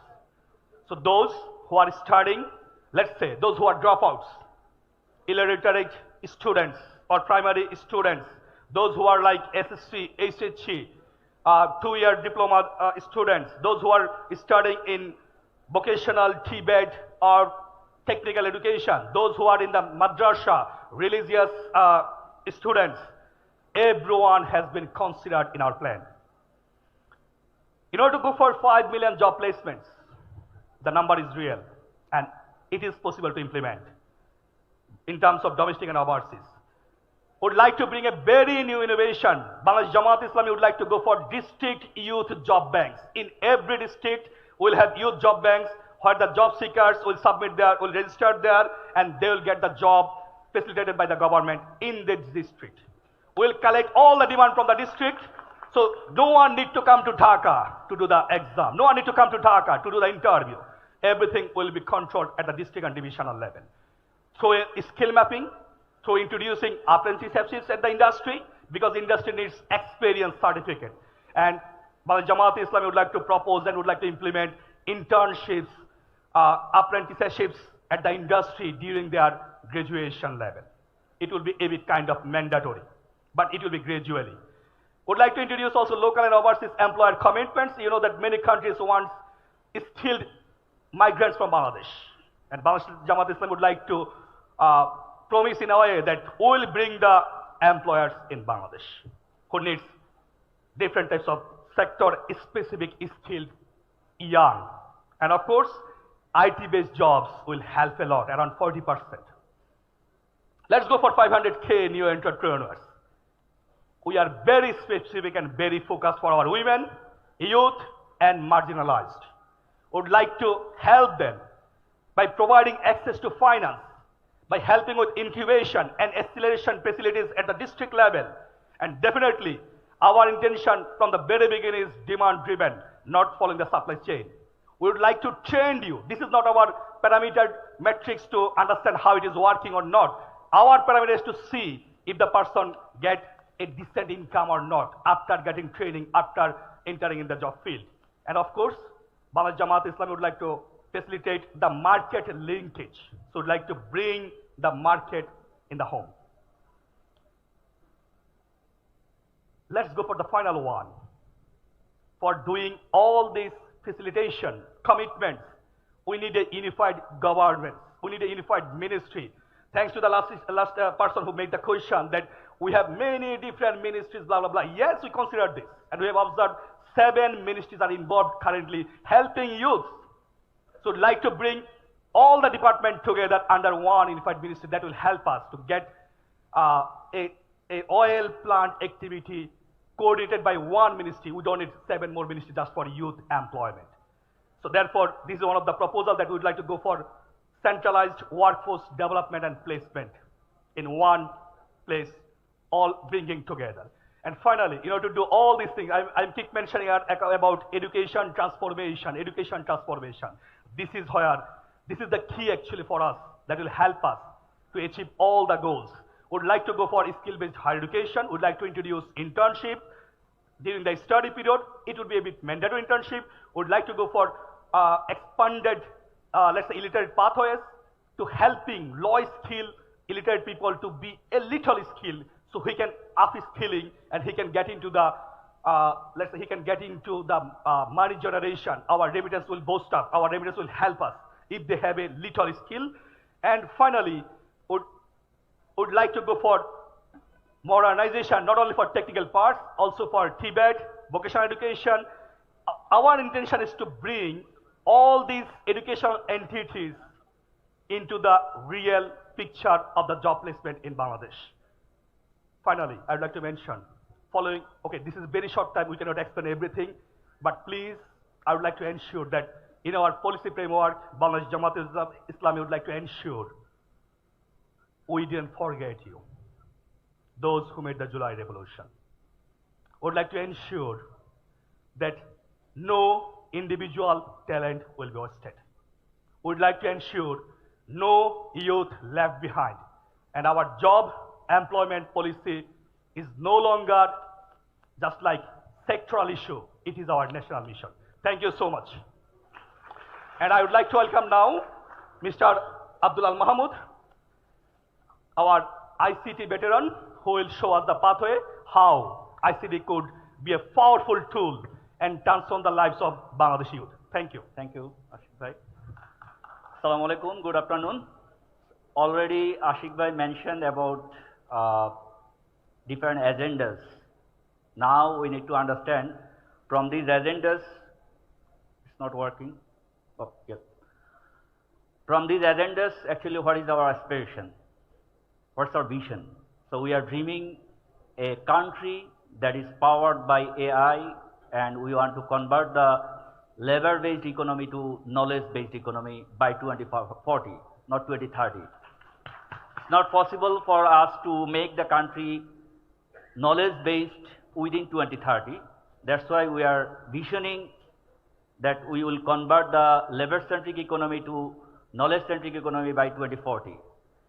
If you consider the figures, you see all of our economic figures, remittance, then garments, all these are labor-centric.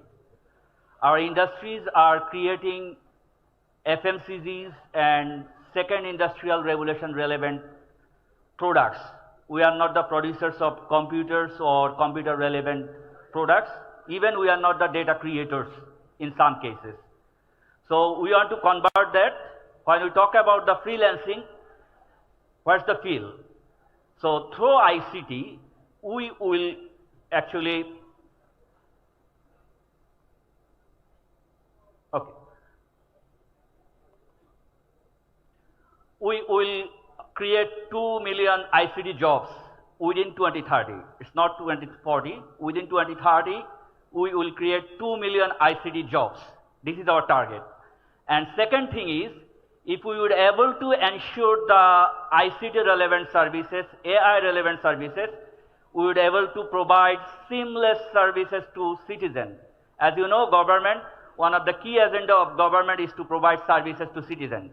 So if we would able to enable ICT in citizen services, interestingly, last government developed 365 plus apps, but most of the apps are not running, or citizens are not getting services from those solutions. So we want to ensure that citizens will get ICT enabled services. So these two actually create the jobs in the ICT sectors and in the freelancing sectors. So what are those sectors? If we talk about the ICT areas, you know, we have hardwares, we have softwares, and we have networking infrastructures. Lots of things are there. Through Digital Bangladesh, though it was the branding of last government, unfortunately we are not digital yet. All of our infrastructure or all of our public infrastructure, I would say, this is fragmented. So I would like to show you where we stand right now. Okay. So there are three engines basically. We call number one is public sectors. This is our foundation. Then private sector. This is the engine, and we call human capital. That is the fuel. So our foundation is fragmented.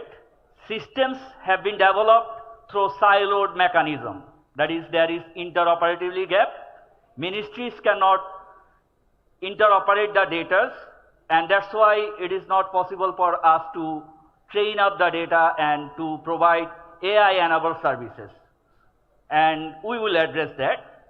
Second one, for private sectors, we have lots of good examples. MFS, I would say, Bikash has revolutionized the mobile financing services. And in case of hardware, we have Walton and Fair Electronics. They have also revolutionized the hardware mechanisms.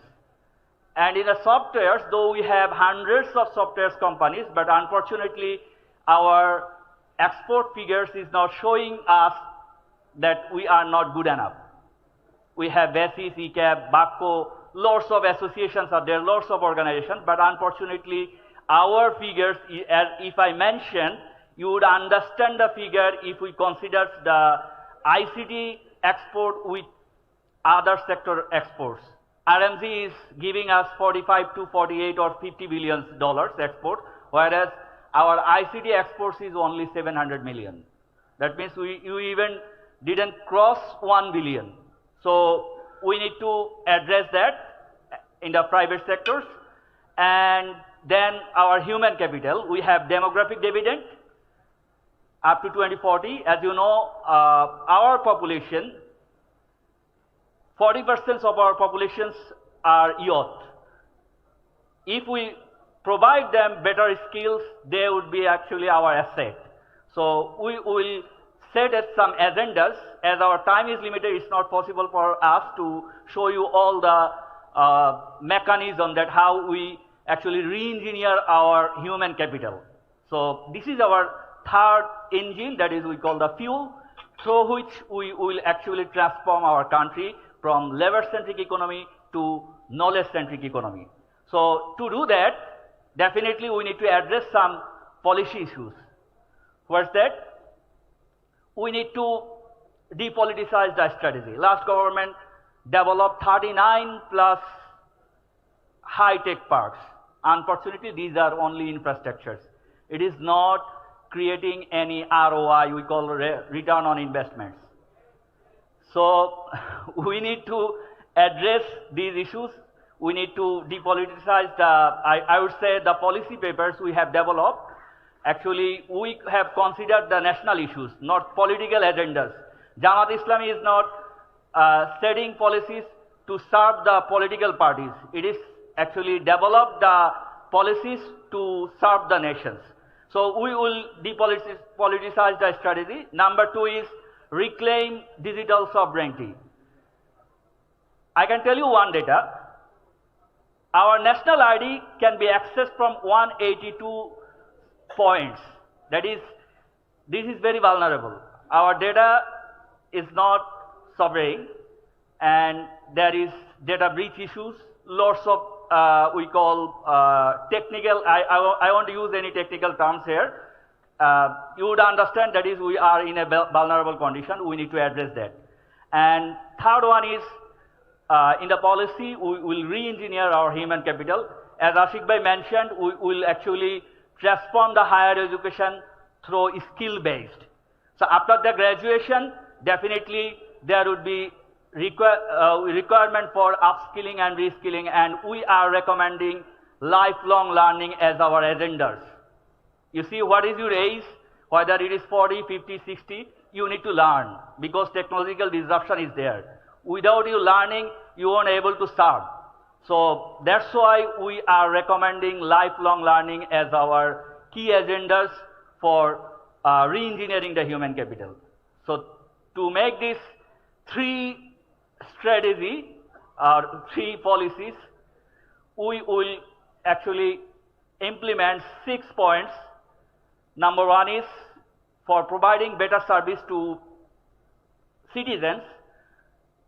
As the systems are fragmented, isolated, I would say there are some isomorphic mimicry, and the systems are siloed, so we need to address that. We will develop government intelligence systems through which all ministries will be interconnected, and we will get centralized data repository, and under which we would able to create our own data, and it would help us to give seamless service to citizens. So this is the infrastructure issues. If we talk about the connectivity, as you know, right now we have 900 Gbps internet connections connectivity. That is, we have 2,800 Gbps, but right now we are using only 900 Gbps. It's happening due to the technical incapacity. If we bring third submarine cable, we can enrich our connectivity to 5 Tbps, 5 terabit per second. So we'll address that as well. And for payment issues, we call, due to the lack of national payment gateway, we are losing 15 to 20% of earnings of the freelancers. So we'll address that, and we will maintain our digital infrastructure on our own, that is cloud-based server maintained by our own national mechanisms. That would actually make the system sovereign. And for human capital, as I said already, we will address that agenda. And number 5th is high-tech job creations. As you see, the main fuel of this century is data. It's no longer petroleum oil. If you have data, that means you have business. All tech giant companies are doing business through data. Microsoft, Google, Facebook, Amazon, all these companies are doing business through data. So as we have 180 million people, this is a huge asset. All these peoples are actually generating data, and these tech giant companies are doing business. So I think we have the opportunity to link with these tech giant companies, and we can create high-tech relevant job in our country. And number 6 is definitely we will address the governance and compliance issues. The regulatory agencies, though BTRC and lots of regulatory bodies are there, but unfortunately it didn't serve the purpose of the people. So we need to address that. So if we execute all these 6 points, what we would gain? We are expecting 2 million job creations, ICT job creation. It's not the total job creations. We would create 2 million ICT jobs within 2030. Then our ICT export goal is 5 billion. And if we maintain all the systems we have recommended, it would actually help us to 1.5 billion fiscal recovery. That is, it is wastage. You don't need to invest again and again on separate systems, which created the silos in our system. So we will save that amount in year by year, and definitely we will gain efficiency from 30 to 45%. That means you would able to make your system seamless, and it would provide you better service to citizens. And definitely that would create also job. So by saying so, I am just concluding my presentation here. I hope if we get the opportunity to rule the country, definitely through the system we would eradicate the corruption, and we will convert our labor-centric economy to knowledge-centric economy. Thank you so much.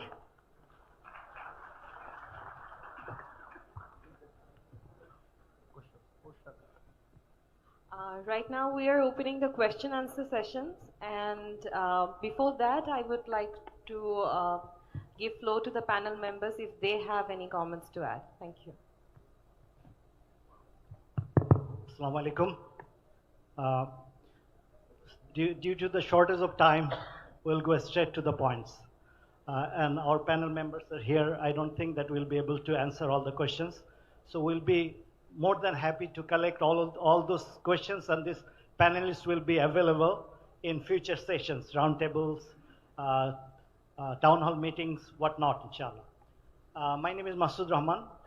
I am an industry veteran in semiconductor industry. I worked for 32 years in Intel, 28 years, and AMD for 4 years. I'm working with this IT team to make sure the knowledge of our expatriate community translate to the Bangladeshi IT sector and every other sector, inshallah. When Amir-e-Jamaat visited in US in last October, we had the rare opportunity to meet him with a group of diaspora expertise. We exchanged some ideas, and his answer was, I would like to see 2 things from you guys. Number 1, transparency. Number 2 is capability. Do you guys have that? We said, yes, we have. Because the people who are excited of the August Revolution, they see the opportunity that now they can give back to the country. Before that, many diaspora expatriate community came, and they siphoned the billions of dollars, as you know. So this will not happen under the watch of Jamaat Islami. The people in the diaspora community will come, will share their knowledge, expertise, and build the economy and build the country together, inshallah. As I mentioned, I come from the semiconductor background. Only thing you heard about the IT, very small section. If you take the entire IC sectors, there are tremendous opportunity. This is very conservative estimates. Even the semiconductor industry, if you know, this is a heavy capital expenditures involved, right? The fabrication lab costs $20 billion. That's why Bangladesh cannot dream to build a fab facility. But there are many other sections in the semiconductor industry that can be very much available, or we can tap into it. But first and foremost, we need to make the trained workforce. And as you heard from the morning session, and everyone is mentioning training, training, training, because we do not have enough semiconductor knowledgeable folks in the, even though we have hundreds of private university, they give thousands of degrees, like 10,000 engineers, 5,000 techs and others, but unfortunately you cannot find 1,000 trained in VLSI or the semiconductor industry. So we'll make sure, because the ecosystem is building.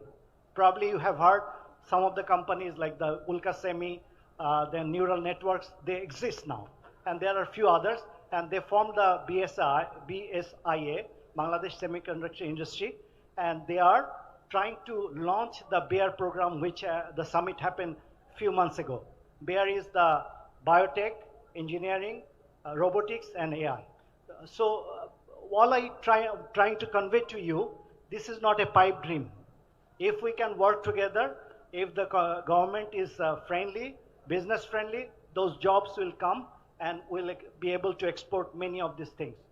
So with that, another thing that I would like to really tell you, the good news, that in tech industry, only in US itself, we have tens and thousands of very high-tech professionals. Even in my company, in Intel, we have more than 500 top-notch engineers. They work in that company alone. Think about all other companies. If you go to Europe, the same story. Australia, Japan. So if we collectively, we gather those things, then we do not have the shortage of the trainers and shortage of the funders. So that part we'll address through that diaspora involvement. And we already formed Diaspora Technology Forum. So they are already engaged. We are collecting the data and skill set, and inshallah, when Jamaat is in power, we'll push the full force together to make the Bangladesh again the sovereign nation, and other countries will be able to subjugate us the way they did for last 15 years. With that, I hand over the mic to another panelist, Saddam. Assalamu alaikum everyone. Thank you, Session Chair, for giving me the chance to say something here. At first, I would like to give thanks, dear audience and journalists. I would like to deliver my viewpoint in Bengali because of virtually a huge amount of our audience are connected with us. আমি যদি প্রশ্ন করি এই মুহূর্তে young জেনারেশনের কাছে আসলে burning ইস্যুটা কি, তাহলে সবাই আমাদেরকে একটা বলে হচ্ছে আমাদের লেখাপড়া শেষ করে আমরা জবটা পাবো কিনা। রাইট নাও আমাদের এই দেশে যদি আমরা বলি, আমাদের এই ইয়াং জেনারেশনের মধ্যে কিছুদিন আগে যে বিপ্লবটা হয়ে গেল, যেটাকে আমরা জুলাই রেভলিউশন বলছি, এই রিভলিউশনের মূল পারপাসটা হচ্ছে জনগণ মানে ইয়াং জেনারেশন তারা চাকরি ক্ষেত্রে তাদের অধিকার পায়নি, যার ফলশ্রুতিতে একটা রিভলিউশন তারা সংগঠিত করে ফেলেছে। কিন্তু আমরা বর্তমান সময়েও এই স্ট্র্যাটেজিক্যাল জায়গা থেকে গভর্নমেন্টকে খুব বেশি ইমপ্রুভমেন্টের দিকে আমরা নিতে পারি নাই বা দেখি নাই, এবং পূর্বে এটা হয়নি কারণ একটা হিজিমনি এখানে আমাদের ছিল, আধিপত্যবাদের একটা থাবা আমাদেরকে এই ডেভেলপমেন্ট জিওপলিটিক্যাল দিক থেকে ডেভেলপমেন্টটা করতে দেয়নি। আমাদের বাংলাদেশে যদি এই প্রবলেমটা নিয়ে আমরা কথা বলি, তাহলে আপনারা দেখবেন যে আমাদের এখানে ফ্রিকশনাল আনএমপ্লয়মেন্ট আছে, আন্ডার আনএমপ্লয়মেন্ট আছে, এরপরে ডিসগাইজ আনএমপ্লয়েডের সংখ্যা আছে, কমন আনএমপ্লয়েডের সংখ্যা, এটা মেজারমেন্টের বাইরে আমাদের বাংলাদেশ। কিন্তু পিওর আনএমপ্লয়েডের সংখ্যা যেটা গভর্নমেন্ট হিসাব বলে সেটা হচ্ছে মোর দ্যান 3 মিলিয়ন। তো 3 মিলিয়ন এইটা মিটিগেট করার আসলে উপায়টা কি? এই ব্যাপারগুলো নিয়ে বিগত গভর্নমেন্টও ডেভেলপমেন্ট ওয়ার্ক করেছে, কিন্তু সাস্টেনেবল ডেভেলপমেন্ট তারা করেনি। এই জায়গায় জামাত ইসলামী খুব বেশি এমফাসাইজ দিচ্ছে, এবং জব মার্কেটে প্রতি বছরই আনএমপ্লয়েডের সংখ্যা 2 লাখ মানে 2 লাখ অ্যাড হচ্ছে, এবং এই অ্যাডিশনটা ডে বাই ডে ইনক্রিজ হচ্ছে, যা আমার সোসাইটির জন্য একটা বিশাল বার্ডেন ক্রিয়েট করছে। এই বার্ডেনটা মিটিগেট করার জন্য উপায়টা কি? 2006 সাল থেকে আমার দেশে ডেমোগ্রাফিক ডিভিডেন্ড চলছে, কিন্তু এই ডেমোগ্রাফিক ডিভিডেন্ডকে ক্রাশ করে যেভাবে ওয়েস্টার্ন সোসাইটি অথবা আমার পার্শ্ববর্তী চায়না ডেভেলপমেন্ট করেছে, তারা ইকোনমিক পলিসি রিফরমেশন করেছে 1978 থেকে। এর আগে তার ইকোনমিটা ছিল বাংলাদেশের ইকোনমির চাইতেও ভালনারেবল সিচুয়েশন, কিছু কিছু প্রভিন্সে তার চাইতেও খারাপ অবস্থা ছিল। সেখান থেকে তারা 20 বছরের ব্যবধানে ইকোনমিতে পৃথিবীর সুপার পাওয়ারে পরিণত হয়েছে। তারা গ্রেটার বে এরিয়া তৈরি করেছে, ম্যাকাও রিভারকে তারা ডেভেলপমেন্ট করে ফেলেছে, সেখানে তারা $4.4 ট্রিলিয়ন ইকোনমি ডেভেলপ করার পরিকল্পনা করছে, যার এখন ইকোনমিক ভ্যালু $2.2 ট্রিলিয়ন। তো এই জিনিসগুলো রিসাপল করার জন্য এখন ইয়াং জেনারেশন বা ডেমোগ্রাফিক ডিভিডেন্ডকে কিভাবে কাজে লাগানো সম্ভব, ইয়াং জেনারেশনকে ইম্পাওয়ার করা সম্ভব, সেই জিনিসগুলো নিয়ে আমাদেরকে এখন ভাবতে হবে। পলিটিক্যাল জায়গা থেকে যারা দেশ গড়ার চিন্তা করে তাদেরকে ভাবতে হবে।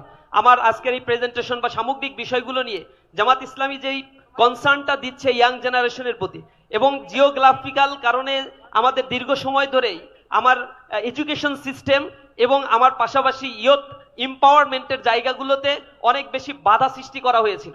যেহেতু জামাত ইসলামী কোনো আধিপত্যবাদের বিষয়গুলোকে টলারেট করে না, তার ম্যান পাওয়ারকে সে এম্পাওয়ার করতে চায়, দেশের ডেভেলপমেন্ট নিয়ে সে কাজ করে, কথা বলে।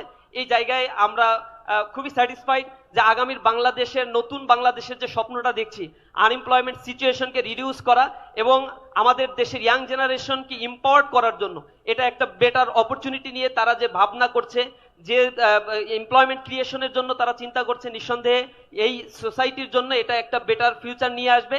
এবং আমাদের দেশের এই বেসিক প্রবলেমটা যদি রিডাকশন করা সম্ভব হয়, তাহলে ইকোনমির ক্ষেত্রে একটা চমৎকার একটা ডেভেলপমেন্ট আমরা দেখতে পাবো ইনশাআল্লাহ। তো সবাইকে ধন্যবাদ জানাচ্ছি। আসসালামু আলাইকুম রহমতুল্লাহ।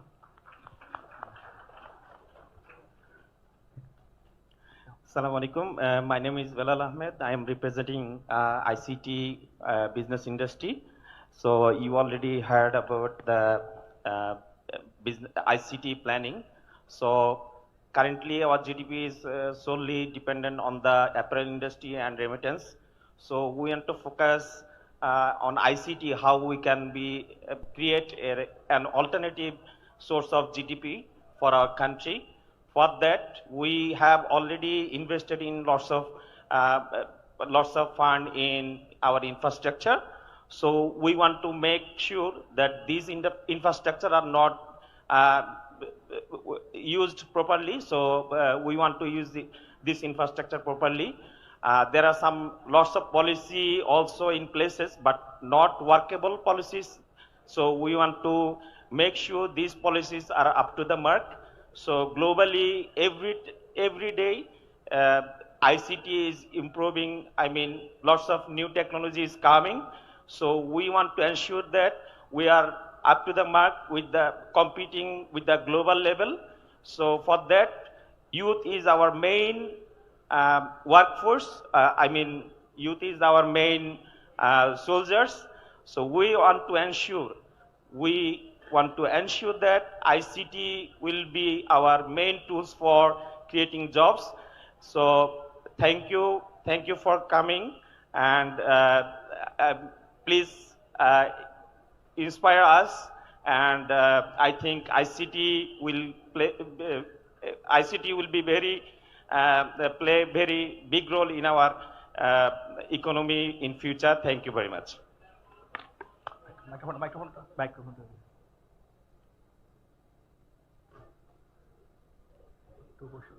Thank you. I think we have we are well over our time. Do we have time for questions?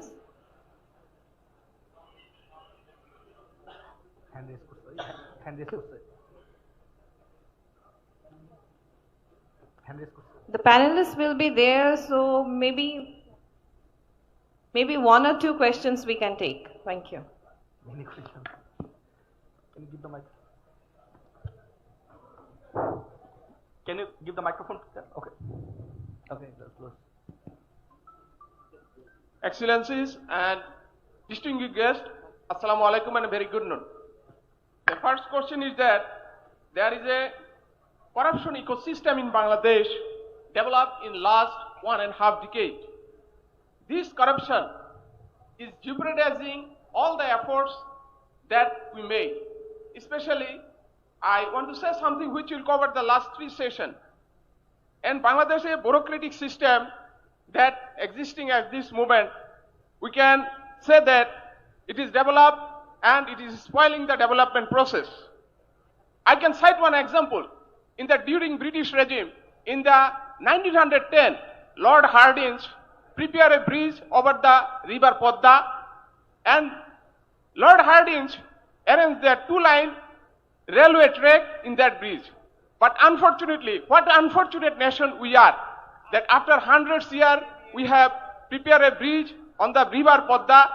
There is only single rail track. What a atrocity has played to the nation through a development. You know that development with corruption, corruption-induced development is the most terrible exploitation for a nation. দুর্নীতি দুষ্ট উন্নয়ন হচ্ছে এই পৃথিবীতে সবচেয়ে ভয়ঙ্কর একটি শোষণ। এই শোষণের গড়াগলে আমরা পড়েছিলাম গত প্রায় 1.5 দশক। আমি গত যে 3টি সেশন হয়েছে 3টি সেশনের একটি কথা বলি শেষ করতে চাই যে গত একটি প্রোগ্রামে আমিরে জামাত আমাদের গিয়েছিলেন একটা প্রোগ্রামে মতিউর সামুয়েলকে তিনি সেখানে বলেছিলেন যে 4টা বিষয় education, corruption, justice and unified nation.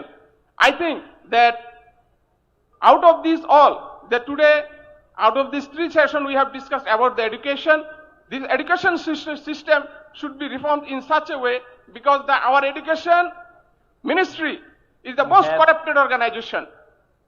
So we have to evaluate, elevate, get rid of from this corruption. You know that there is an Arab Spring. The Tunisian dreams has been jeopardized because of the bureaucratic system. And if you could not get rid of from this bureaucratic system, corruption of these bureaucratics, we cannot build our dream Bangladesh. Thank you. Thank you. I think what you mentioned about education, we will have a separate session for this. Thank you. It's a good suggestion, actually. It's not a direct question. He has given some advice also. We'll be taking note of that. But in order for end the session, we have 2 distinguished guests. She will mention the name. They can make a couple of comments. I'm requesting comment from Mr. Faisal Samad, former Senior Vice President, BGMEA.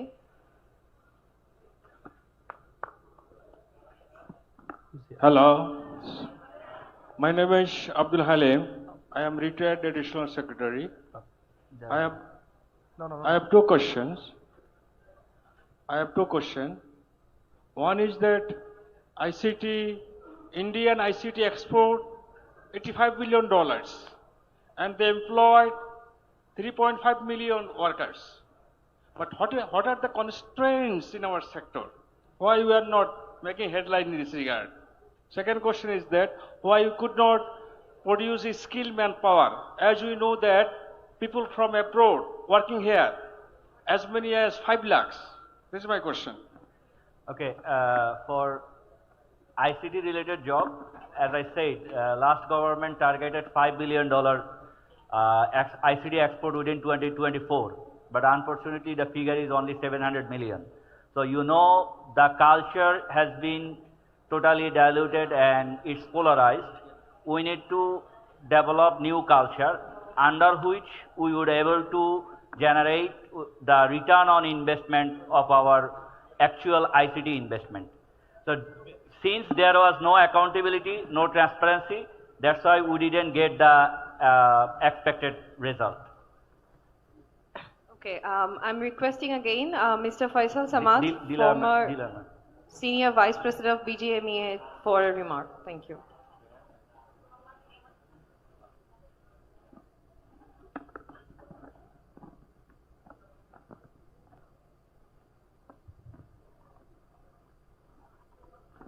Assalamu alaikum. Shubhaparno.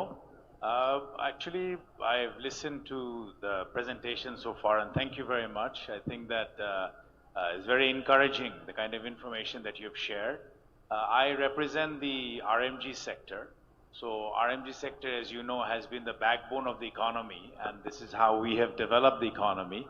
And so far, it's been a good progress, but there are lots of challenges. I think that আপনারা যারা IT sector আছেন, আপনারা even আমার মনে হয় যে যদি সুযোগ থাকে বিনিয়োগের, তাহলে ইভেন আমাদের সেক্টর থেকেও বিনিয়োগ হবে। এবং আপনারা জানেন যে কর্মসংস্থান যেটা হয়েছে আমাদের ইন্ডাস্ট্রিতে, যে লেবার ইন্টেন্সিভ ইন্ডাস্ট্রি যেটা এমপ্লয়মেন্ট জেনারেশন করছে, আশা করি যে ইন্ডিয়া যেভাবে করেছে progress in the IT sector, if you have a good plan, তাহলে I think the IT sector can also grow progressively.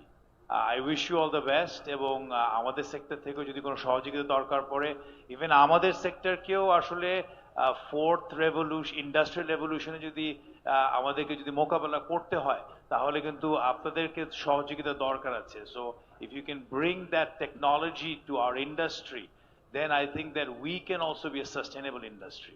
Dhanyabad. Thank you. Thank you for this wonderful remark. And the Assalamu next... alaikum. আমার একটা question আছে this distinguished প্যানেলের কাছে। You are young and সুতরাং idea অনেক বেশি ভালো, very nice presentation, very impressive.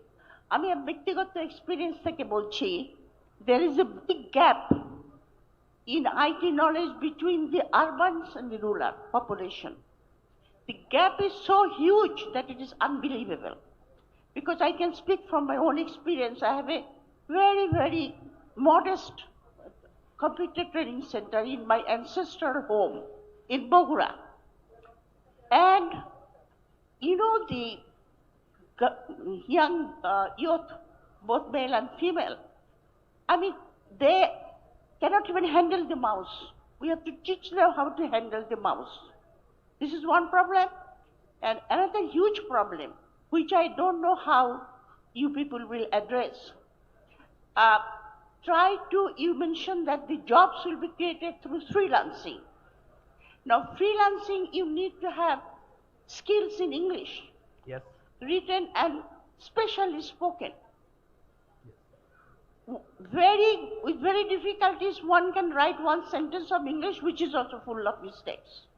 And when it comes to speaking, they are so nervous, they can't even, communicate.